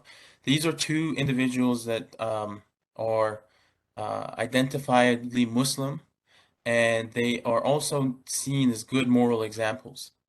So you know, they became very popular in the Muslim world, and you know, beyond that, and they were seen in both as great moral examples as well as great sportsmen. So part of the inspiration of this was, you know, we have so many Muslims in professional sports. We have, you know, the World Cup for the first time in the Muslim world, you know, the greatest sporting event. So do we have, you know, when we pride ourselves in these sports figures that are such good examples, but do we have systems that develop the moral quality in these athletes? Because we know that we're developing them as athletes, but are we developing them as human beings and moral examples based on our moral tradition? So that was partially the inspiration behind it, and just want to share a couple of videos. I don't know if this will play. Oh yeah, okay, here we go. Whether at home or overseas, the Egyptian community is football crazy, and having produced the world's newest star is a matter of pride and influence. I used to support Chelsea, but after Salah came, I started to support Liverpool. It's our angel, actually. For me personally, I wasn't one day interested or any games or any footballs, but since he's being part of it, I'm enjoying it any single minute. We pray for him always, and we wish him a good luck, good life. God bless him. He makes us all proud. Everyone proud of him. He's a very humble guy, very genuine guy. He's real. He's not fake. God bless him, and go on, Salah. I love Mohamed Salah. All over Egypt, you can't escape Salah's image. His commercial appeal is huge. And such is his popularity, 1 million Egyptians spoiled their ballot papers in the presidential election by voting for Salah. I mean, it's Beckham with faith in terms of an impact on a nation, which has got economic issues, political issues, religious issues. We know all about that. And I think Mo Salah just rises above all that. He thinks about the ordinary man. He thinks that to become a better nation, everybody has to be given equal opportunity. And that's what Mo Salah is. وصل لمرحلة العالمية، وأكيد أهل البلد فخورين بيه جدا، يعني بقى مصدر فخر، مصدر سعادة بالنسبة لنا كلنا. دلوقتي بتزرعي للعيب اللي هو لسه صغير إن إزاي يبقى محمد صلاح. أنا بحب محمد صلاح وأنا جيت الأكاديمية دي أتعلم وبحلم إن أنا أطلع زيه. إحنا بنحبك جدا لأنك ابن بلدنا وشرفت مصر والعالم كله، وإن شاء الله تكمل بنجاحنا.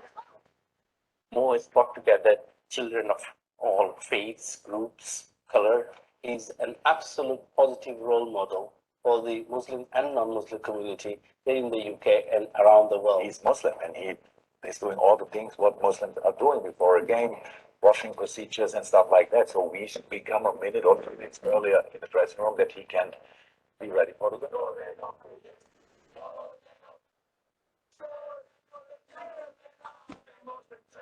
And one of the many fan chants about Salah has gone viral. The chant also says, I want to be sitting where he's sitting. He's sitting in a mosque, and that's where I want to be. And I think that's resonated not only with the non-Muslim community, but also with the Muslim community. It brings fun to our lives. It brings positive images of everything that's in Islam. He goes back to his family. He doesn't drink. You don't see him falling out of nightclubs. He's a fantastic role model, you know, whatever your religious faith. And another quick video. Let's see here. Oh,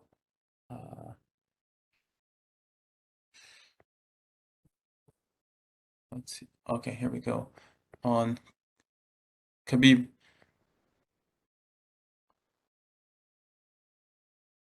Habib, how are you, dude? Good morning, good afternoon. I gotta ask you questions. As a Muslim, were you offended by Connor's and also Assalamu alaikum comments? What I afraid? Were you offended by his comments?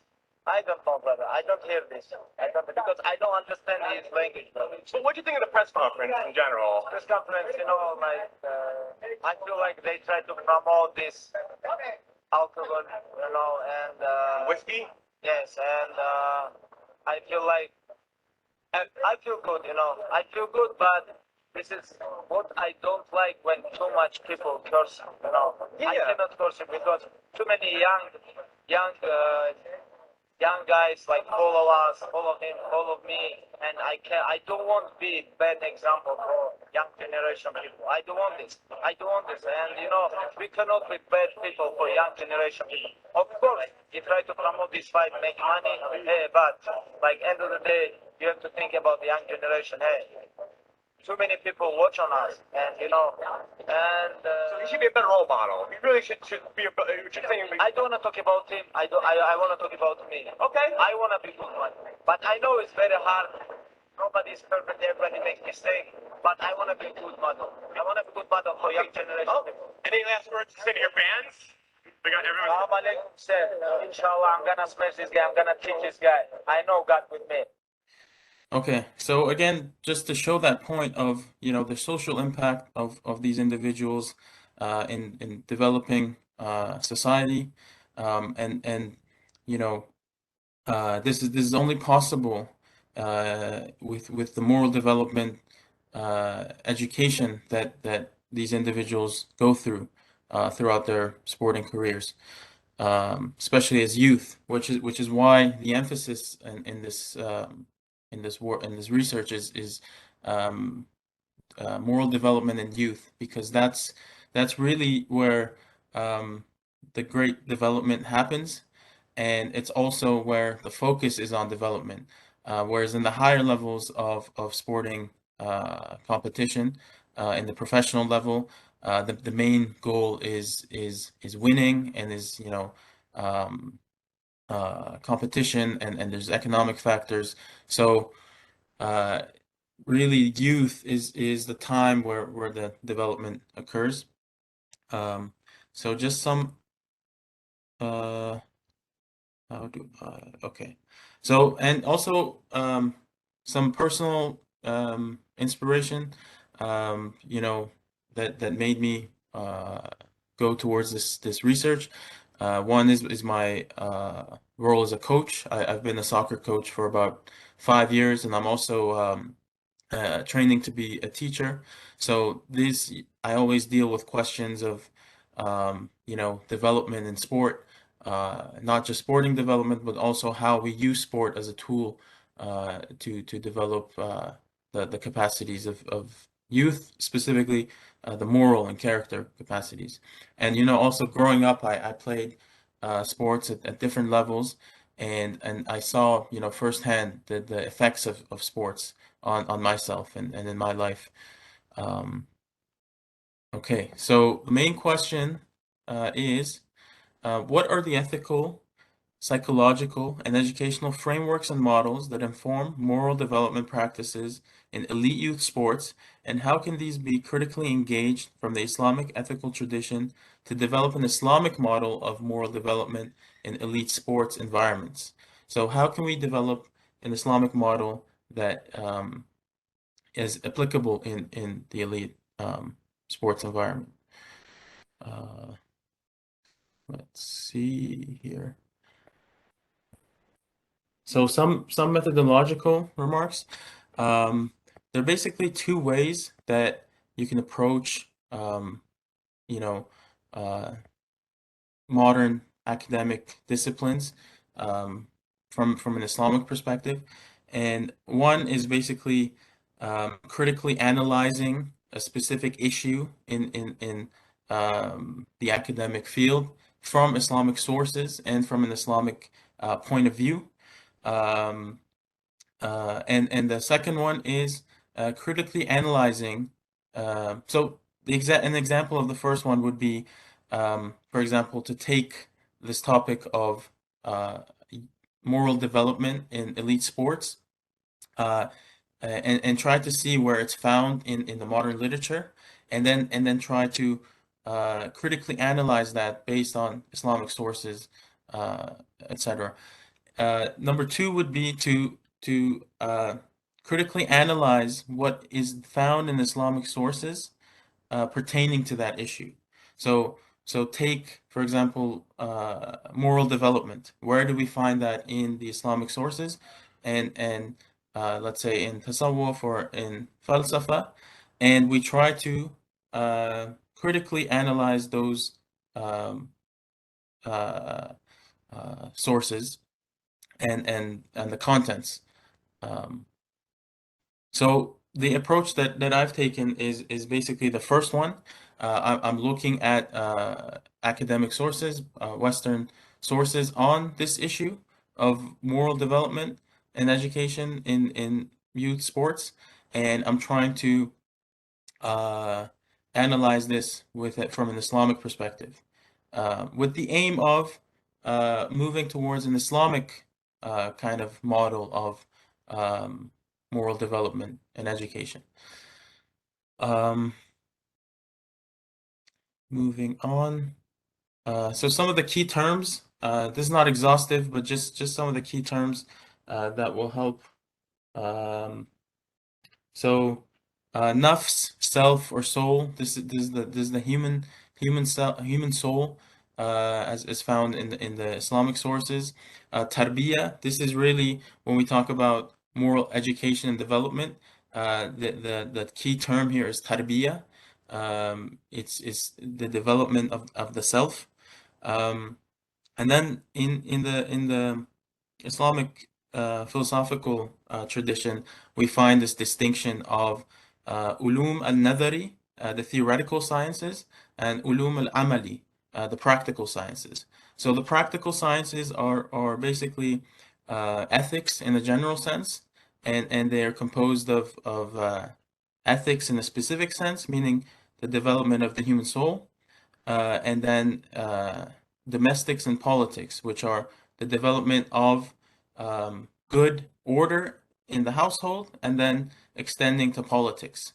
So it begins with the individual and determining the good for the individual, and it extends out to the household and bigger unit of human society, politics. So that's kind of the framework that I've taken here. So how can we have these different levels of development in sports environments? So moving on, Professor, until what time can I have? I'm gonna We give you normally some. have till 1:30. 1:30. Okay. All right. So I will time myself accordingly. Okay. So I'll be touching on these different issues in the presentation. So the first part will be about moral development and education in sport. So I'm going to be talking about the contemporary disciplines and discourses involved in that. The second one is going to be the Islamic approach to moral development and education in sport. I'm going to be talking about the disciplines in the Islamic tradition that engage with this topic. And then finally, I will look at some organizational applications to see what is there. This is still a working part in my thesis, so it's not highly developed. But we will look at what's there and perhaps some suggestions towards future applications.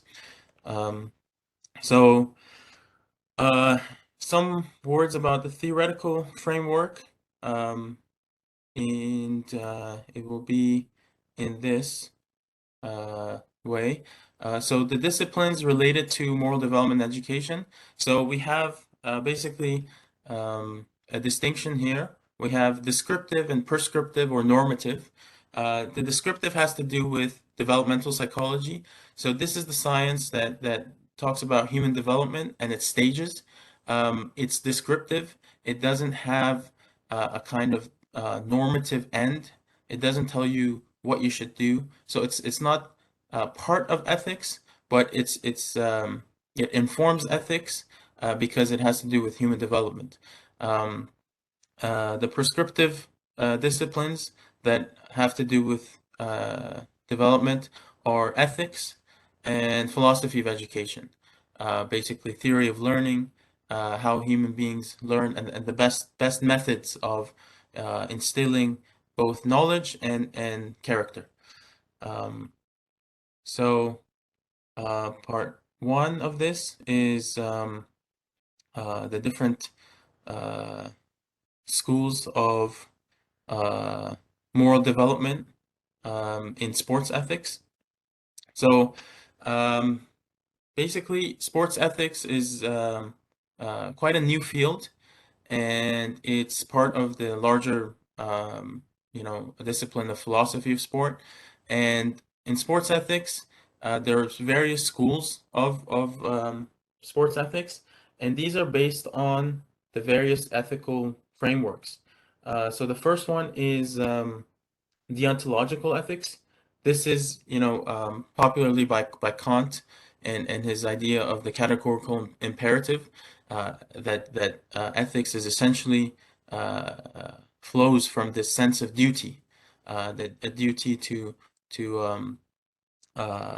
towards rules and conventions that are logically attained. So the two kind of schools of sports ethics that flow from this are formalism and conventionalism. Formalism basically is an approach to sport that emphasizes rules and regulations. It talks about sport as a system of rules, and basically moral development in that would be the ability to follow rules and play within those rules. Conventionalism sees sport as not just rules, but also conventions. There are rules, but there are also unwritten rules and conventions within sport. So that is what conventionalism discusses. So we see that this kind of approach to sport doesn't emphasize the inherent quality of sport and the inherent qualities within the athlete that can be developed. That's where we have, a virtue ethics account of sports, and this is found in the school of mutualism, and mutualism is defined basically as a mutually acceptable quest for excellence through challenge. So it sees sport as eretaic in nature. Eretaic is a Greek word for excellence. In the Islamic context, it would be ihsan. So it sees sport as a means to achieving excellence, whether it's sporting excellence or ethical excellence. And also it also gets inspiration from McIntyre, especially in this idea of sport as a social practice. So social practice is a practice that we engage in with other people that allows for the attainment or basically practice of virtue.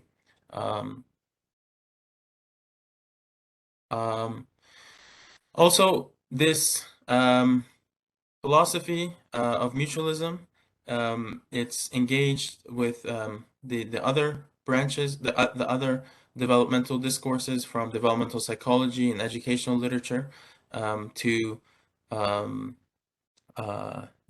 bring out this, you know, or explore this aspect of sport, which is centered around development of character. So next, we'll look a little bit in developmental psychology. So in the psychological literature, we have sports psychology, which here the dominating discourse is about positive youth development and development of pro-social behavior. And one of the key proponents of this is Jean Coté, who writes extensively about the relationship between youth involvement in sport and the development of pro-social traits. And another one is holistic sports psychology. Sorry, I just have to put my laptop in charge just a second.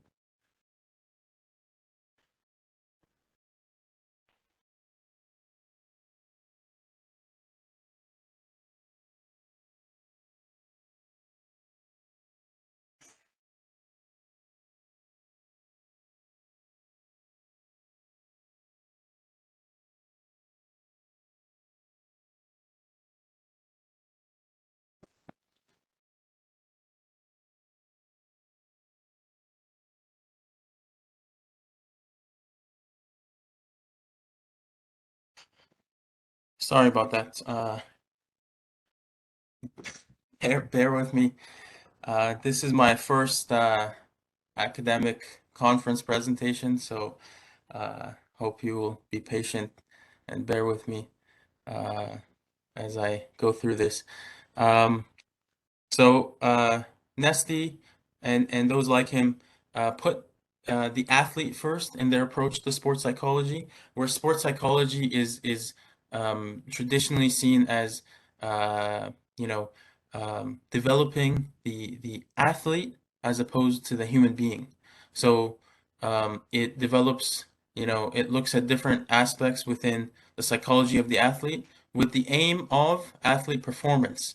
Whereas this approach sees the athlete as a human being first and tries to develop the human being, not simply for the ends of performance. And then we have educational and developmental social psychology. Here we have Piaget and Kohlberg, who talk about the developmental stages, cognitive and moral. These are very relevant to this discourse because they basically inform educational theory, both in terms of cognitive development and moral development, and they draw out the different stages of this development, and this informs sporting practice, coach education, and when seen from the mutualist developmental perspective, these can be useful in developing the moral traits and virtues of the individual. Next, sport as moral pedagogy. So here we'll look at more of the practical development of how sport was seen as a tool for moral pedagogy, moral education, and development. So in ancient Greece, we have the institution of the gymnasium. This was highly promoted by Plato and Aristotle and seen as an essential part of the educational system. Sport it was seen as a means to excellence, arete, and also sport involved the development of practical excellence, which is also what we have in the ethical attainment of virtue involves practical excellence, right? And here we have a quote by Plato who described physical education as the spirited and wisdom-loving parts of the soul, in order that these may be in harmony with one another. So developing that harmony between the different aspects of the soul. And in modern times, we had the Olympism movement, which is a movement that was headed by Pierre de Coubertin. He basically sought to draw from that ancient Greek Olympism tradition and spirit to apply something in the modern world, and this is basically the foundation of Olympic philosophy today. So here he defines Olympism as Olympism seeks to create a way of life based on the joy found in effort, the educational value of a good example, and respect for universal fundamental ethical principles. So again, a very value and character-centric, virtue-centric approach to sport. Role of the coach.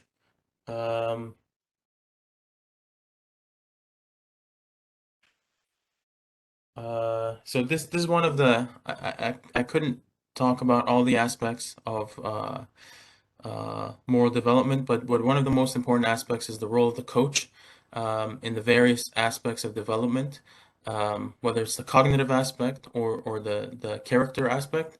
The coach has the role as an educator. He has to use the various educational tools and educational methods to develop the cognitive ability of the player.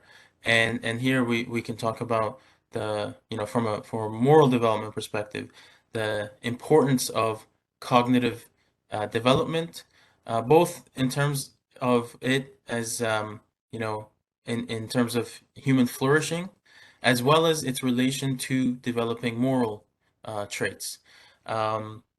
Because an important aspect of moral development is moral reasoning, the ability to morally reason, and the coach can develop this through the various moral and ethical dilemmas that arise within sport. So here we have a kind of model that's from an American philosopher of sport. He talks about these three different aspects of the goal of coaching and different strategies to develop these. So development of character, promoting a value-based team culture, talk about what matters, practice good character. So this is both in teaching what is important in terms of character, but also as a being a role model for those virtues. Enhance enjoyment, that's not really a moral aspect. And then promote excellence. So set appropriate goals, helping players set appropriate goals, and support foundations of excellence. So this is where we can instill this idea of excellence. Okay. So now I turn to the the relevant Islamic discourses on this topic. So first one is the Islamic ethical sources that are relevant to moral development discourse. And I distinguish this into philosophical sources and theological sources. By philosophical sources, I mean the sources from the philosophical tradition. By theological sources, I don't mean the Kalam tradition only. I mean theology in a more general sense, meaning sources that have as their starting point scripture, whereas the philosophical sources start with reason alone, but the theological sources start with scriptural sources and their content, and they use philosophical reasoning, but the starting point is the scriptural or the theological. So again, it's divided into descriptive and prescriptive. So in the philosophical sources, we have the discipline of ilm al-nafs. This comes under various disciplines in philosophy. It's found in natural philosophy. It's also found in metaphysics, where the soul and its different aspects and development is discussed. Again, it's not discussed in a normative sense. It's just descriptive. And then we have this in medicine as well, where the soul and its various divisions are discussed. So we find this in the works of Ibn Sina, for example. And also, again, sport is mentioned very briefly in these sciences as well as a means to the well-being of the soul, or the soul-body composite. And in prescriptive normative side, we find the ethical tradition that describes the virtues and the moral development of the human soul. And then we also find this in philosophy of education, Adab al-Muta'allimin, which discusses the various learning procedures and processes of learning and development of the mind, and also the character for the sake of learning. Some of the authors here are Tusi, for example. Tusi's Nasirian Ethics, Akhlaq al-Nasiri, is an important work here. Miskawayh and his Tahdhib al-Akhlaq, also an central source. And the prescriptive and normative sources, the theological sources. The theological sources are all prescriptive because they're all towards a moral end. So we have the scriptural, which is the Quran and Sunnah. In the Quran, we find ethical paradigms, an ethical vision. This is drawn out very well in Izutsu's work. And in the Sunnah, we find the embodiment of these moral principles and a very practical guideline, whereas we don't find this in philosophy. Even the philosophers, they talk about the Sunnah in this way, that ethics and philosophy is ethics and philosophy is the theoretical aspect of ethics, whereas the practical, the very concrete guidelines are found in the Sharia and the Sunnah. And then we have fiqh. This gives general codes and guidelines. And we have in tasawwuf, psychological framework, as well as as guidelines, and these are all drawn from scriptural sources. Okay, so just going over the soul, its perfection, and the process of perfecting the soul according to these sciences. So this is a diagram of the philosophical account of the soul. We have the intellect on top, and then we have the animal faculties, the senses, and then we desire and anger. So these are what ethics or character pertains to. The first of all, the intellect, and then the faculty of desire and anger. So how to have these in balance. And then here is a diagram that shows the more the theological concept of the soul and its perfection. So we see that the origin of the soul from Allah, God, and then the highest aspect being the ruh, and then you have the qalb, the heart, and the aql, which are through ethical refinement inclined towards the higher, which is the ruh, or inclines towards the lower, which is the nafs, the lower aspect of the soul. So I'll just move through quickly because I got a 5-minute warning. So flourishing according to the philosophical ethics, this is the idea of sa'ada, felicity, and the perfection of the intellect, as well as the attainment of virtues. And in theological ethics, it's the closeness to God, purification of the heart, and other similar terms that really mean the same thing. Moral virtues. So in philosophical ethics, we have the cardinal virtues, and these are based on the different divisions of the soul. So wisdom is the virtue of the intellect.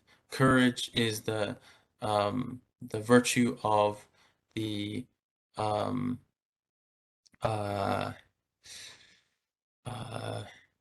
irascible faculty. Temperance is the virtue of the appetitive faculty, the faculty of desire. And justice is really the one that brings all of them together. Because insofar as you are able to practice the other virtues, that's the extent to which you have justice. Because to practice or to attain the virtues is to be in a balanced and just position, and to have a just order of your soul. So that's how virtue is seen in the philosophical tradition. And like I said, in the theological ethics, we have these. I'm going to skip forward to more of the sport specific stuff. Okay. So in the sport as moral pedagogy, so we have the role of the coach.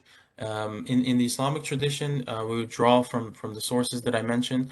The role of the coach would be one of mu'allim, which is an educator. He's teaching the trade, the sport, and the various aspects of it, the strategy, the skills, and developing the cognitive ability, and the role of the coach as murabbi, which is kind of like a mentor, and he's modeling the sporting qualities, but also the moral and virtuous qualities.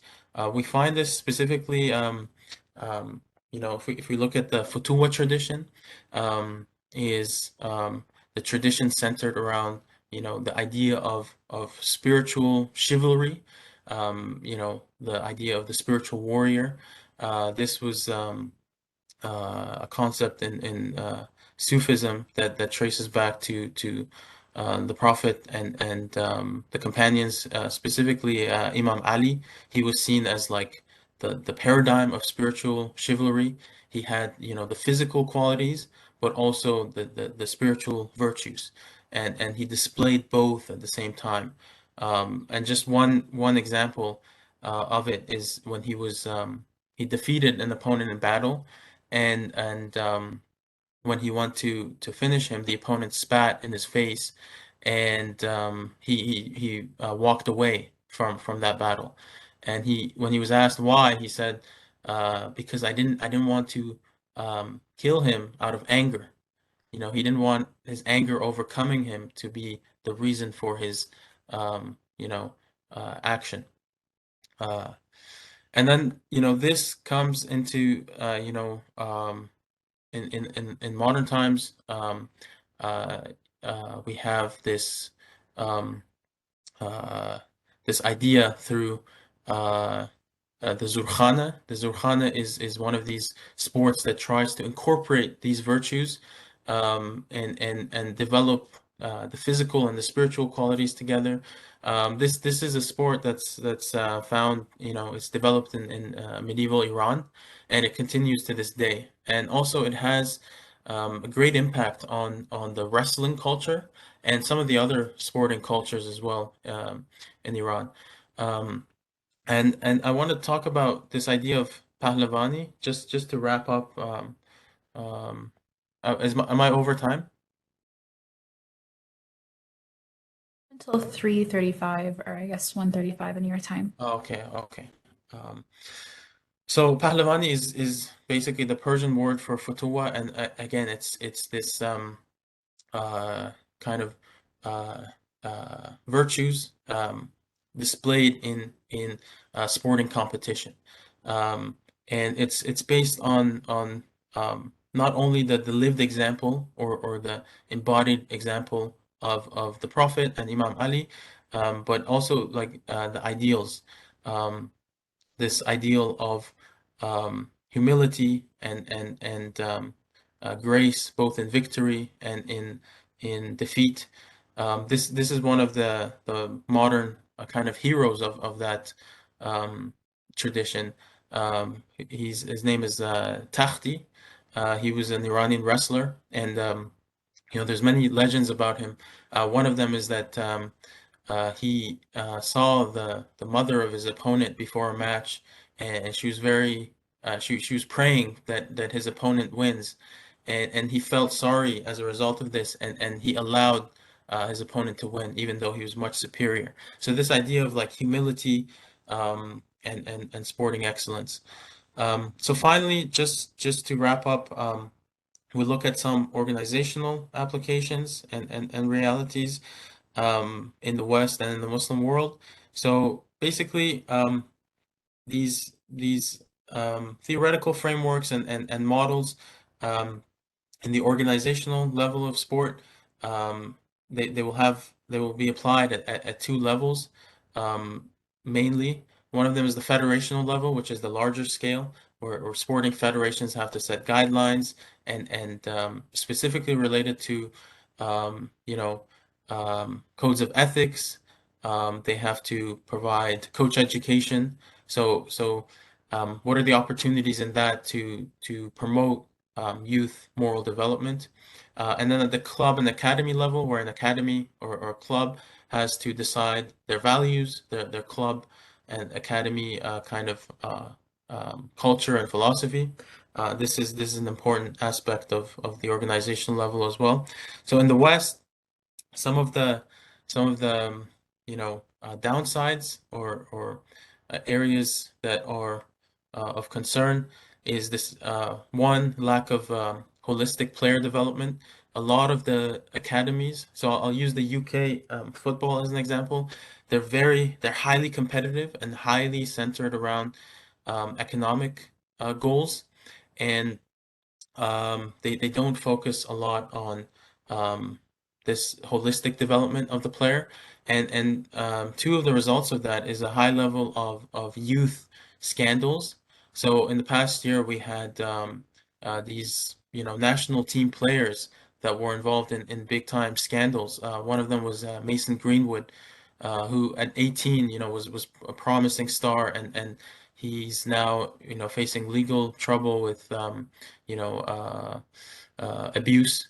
And another thing is, the academy system and the dropouts. So BBC did a documentary on the fate of dropouts from these professional academies, and how these players who were at the brink of achieving success but did not make it to the professional level ended up going into world of drugs, depression, suicide, and these things. And this shows that what the lack of holistic development does, and that, this needs to be improved. Just to quickly go towards a conclusion. Positive example is FC Barcelona. They have, a club philosophy, that's value centric. You have the different values here: teamwork, humility, effort, ambition, and respect. And this is, yeah, I'll just forward through. So in the Muslim world, what can we do at these levels? What we have right now is not, so what we have right now is either models that are based on Western models, or that they don't include any sense of, anything drawn from the Islamic ethical tradition in terms of what are the goals of education and development, and also in terms of models. We don't see something that's drawn from Islamic ethical tradition, and that's kind of what this research wants to begin, in a very humble way to push towards that. And Aspire is an example, but again, much work needs to be done. And thank you for listening. And sorry for going over time. Your thesis presentation. I'm happy that you got a chance to practice. And thank you to Dr. Ghali for that little introduction in the first place. We have a question in the so it's from Rehana. Sports and the immense popularity of great sportsmen such as Mo Salah and Khabib goes beyond sports alone in the Muslim world. It also has great impact on politics and people's trust in sportsmen over politicians. A good example is Pakistan, where Imran Khan, as an excellent cricket player, became president. Do you see an upcoming trend for other Islamic countries as well in this regard?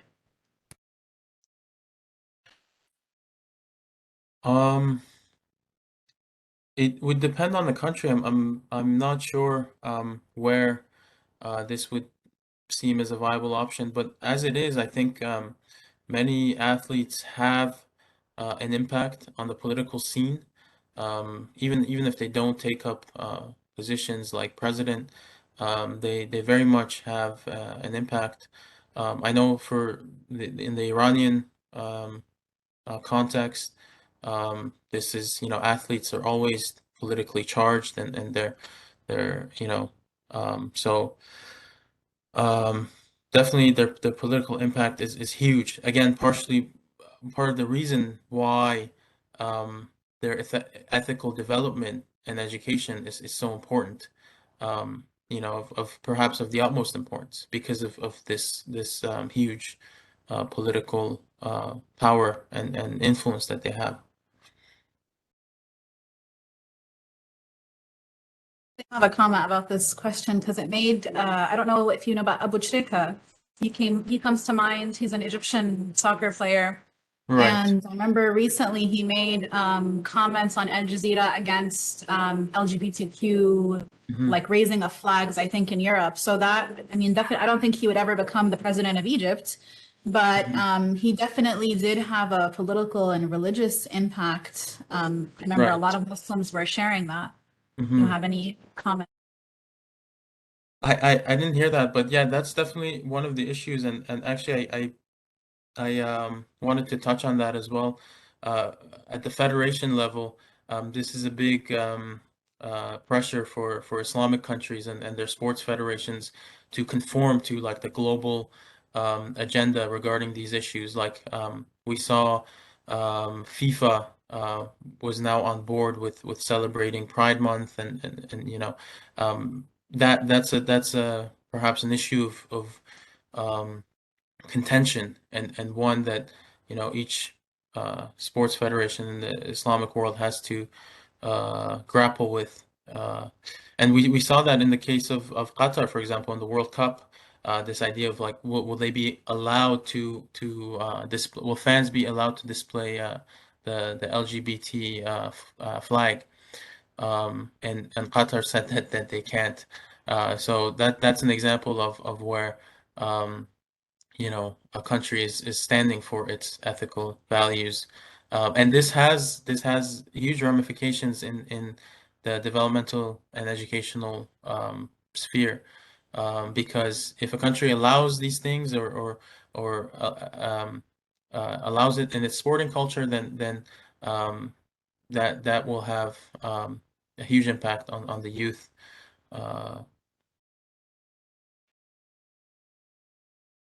Great, and I see there's a question from one of our panelists, Dr. Jawad. Jawad?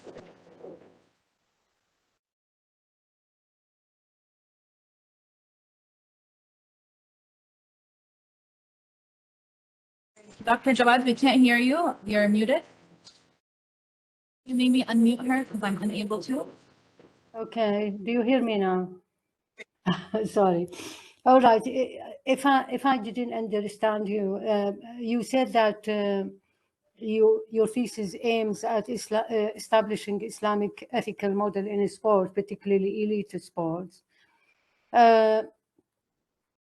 My aim, how are you going to reconcile that, particularly in terms of your approach to the topic? You use a lot of Western sources combining with some traditional Islamic sources.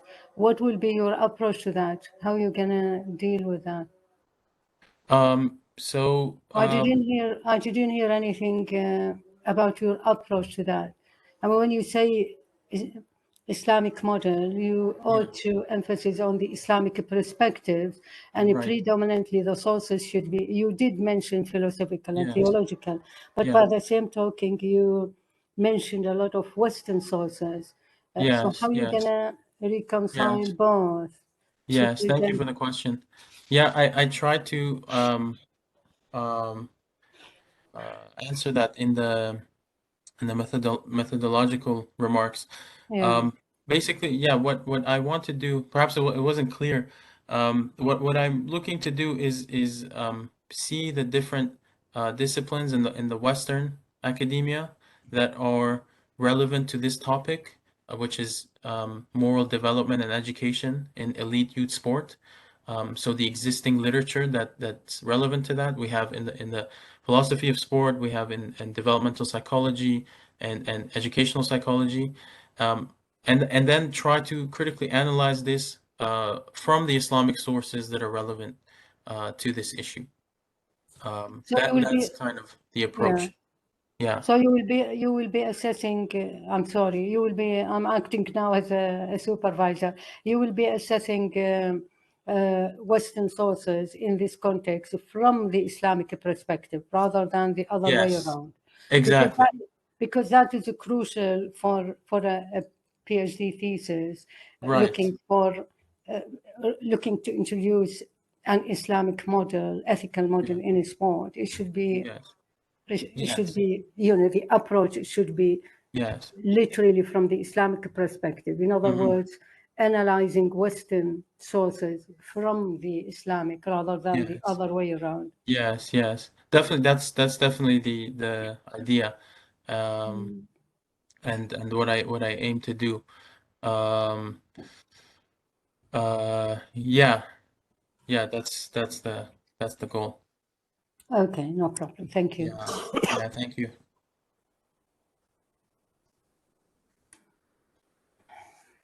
Other questions from the panel?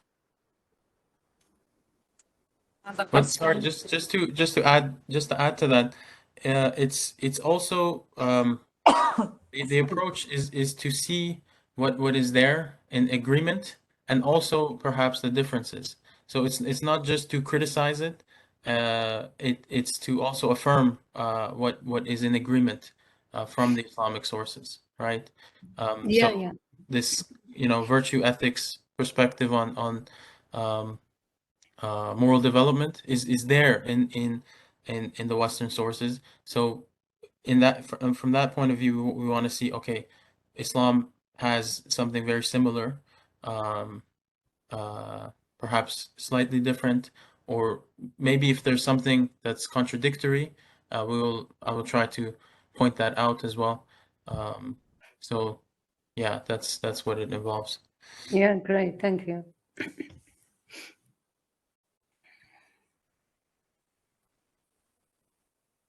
Sarah, I think we need to wrap up now. Want to just give the last question to Dr. Camila, and then we can wrap up? Okay. Thank you. My question is just more about clarification and scope. If I understood correctly, it is applied ethics, right? And from what your presentation was, you looking at coaching specifically. Is that the scope, applying it to coaching? That's one aspect. That's I limited in the presentation just to mentioning that. But there's other aspects. So the role of the coach, the role of competition, like how we approach competition from this perspective, how we approach the players, the team, how we approach training, the idea of training as a tool for developing the soul, and so on. But one of them is this role of the coach, both as educator, as the developer of the cognitive aspect, but also the developer of the character and the virtues. And in the Islamic tradition, more related to this idea of a spiritual and ethical mentor. So yeah, that's the role of the coach.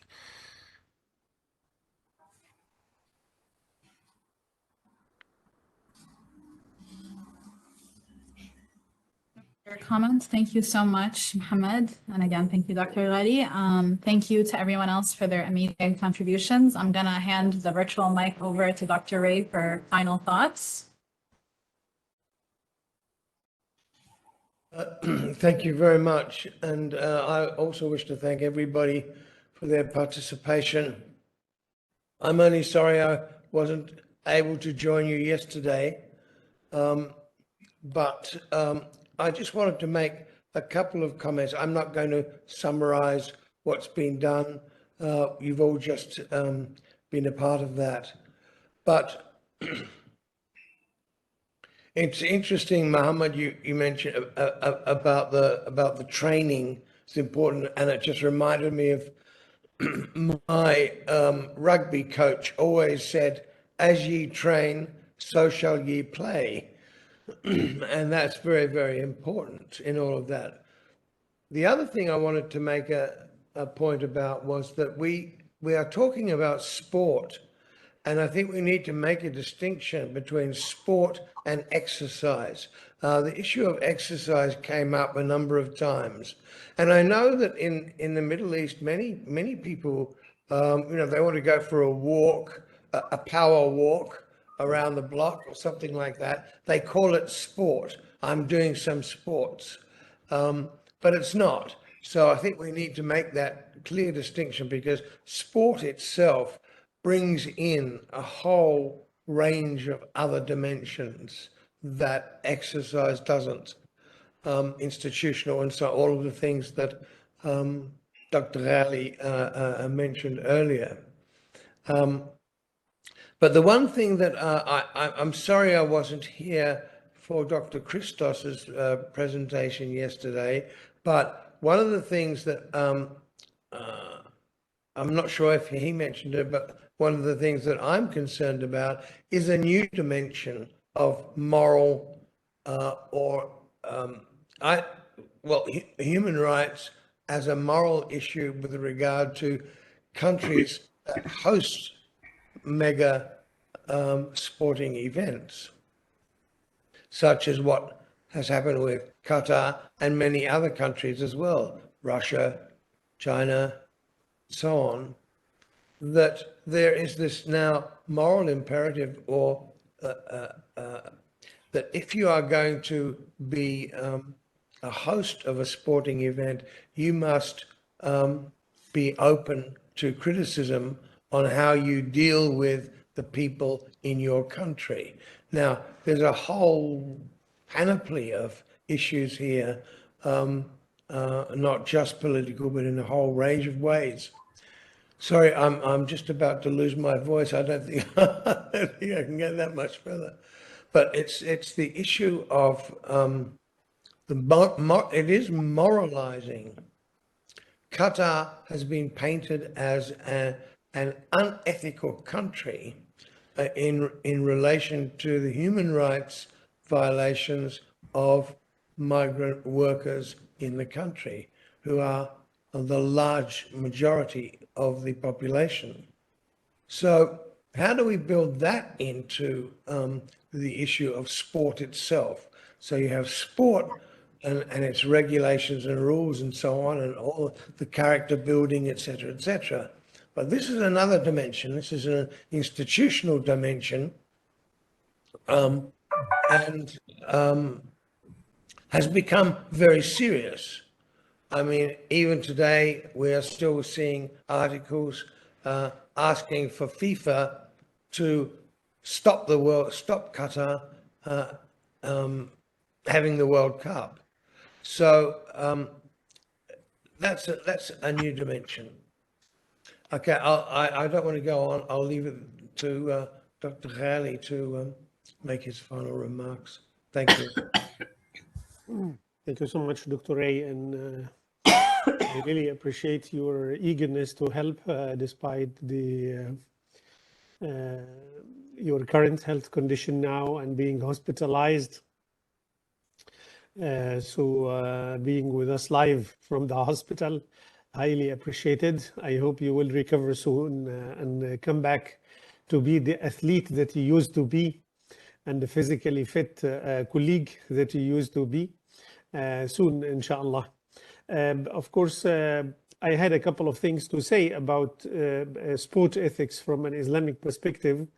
I will just keep it to one point, that much of the discussions about the interplay of sports on one hand and religion on the other hand, and more particularly Islamic ethics, has very much to do about how we perceive sports, how we frame it to start with. So I cannot imagine that we have a unified approach as within the Islamic tradition or within other traditions, within sports in the absolute. There are differences, there are different layers. We have elite sports, we have amateurs sports, we have personal exercise sports. They are not the same. And the way we frame sports very much determines how we are going to morally judge these sports. My impression by reading the contemporary religious scholars, sports in general is categorized as entertainment, اللهو المباح, the permissible for a permissible form of entertainment, spending leisure time, helping the youth and the young people to get busy with good stuff instead of drugs or bad practices. That's it. And I personally question if this is the right frame, and if sports not much more than just entertainment, and that it is about moral development and developing moral character, and that its need for the society is not just a leisure time, especially when it comes at the national level. And that's why most of the time when we read the fatwas, contemporary fatwas and so on, they always say that the time dedicated to sports should be quite limited because people should be busy with other stuff, etc. So it's all about amateurs. There is no space for professional or elite sports. This can be done about the people who are watching, but not about the people who will be professionals in the sport. So this needs all a kind of revision and much more nuanced positions against sports in general and against different layers of practicing sports and so on. This is just a remark that I didn't want to leave the school without raising it. And I hope that the research that we conduct in CILE and the researchers that will be involved with us in the future in order to improve and enhance the field of sport ethics in Islam and in the Muslim world will help us in the future. This is just the first start. Hopefully, CILE and all the people involved here will continue collaboration on future projects and ventures. I thank Dr. Ray very much for his help for this. All the speakers, our admin team in CILE, who has been working behind the screen about preparing for this. The team is led by Dr. Mawahib Bakr, and they all have done great work. Our research assistants who have been also working on the notes that you will see on the website, CILE website soon. Also the recorded videos of you will be there. With your permission, if you don't have an objection to this or reservation against this, so that more audience will be able to benefit from your wisdom, shared wisdom during this school. And as I mentioned, hopefully this will just be a good start and strong start for more work and research conducted on this emerging area. Thank you for everyone, and hopefully we'll see you again on future activities organized by our Research Center for Islamic Legislation and Ethics, CILE. Thank you so much and have a great day. Okay, Thank you. thanks. Thank you. Thank you. Bye-bye.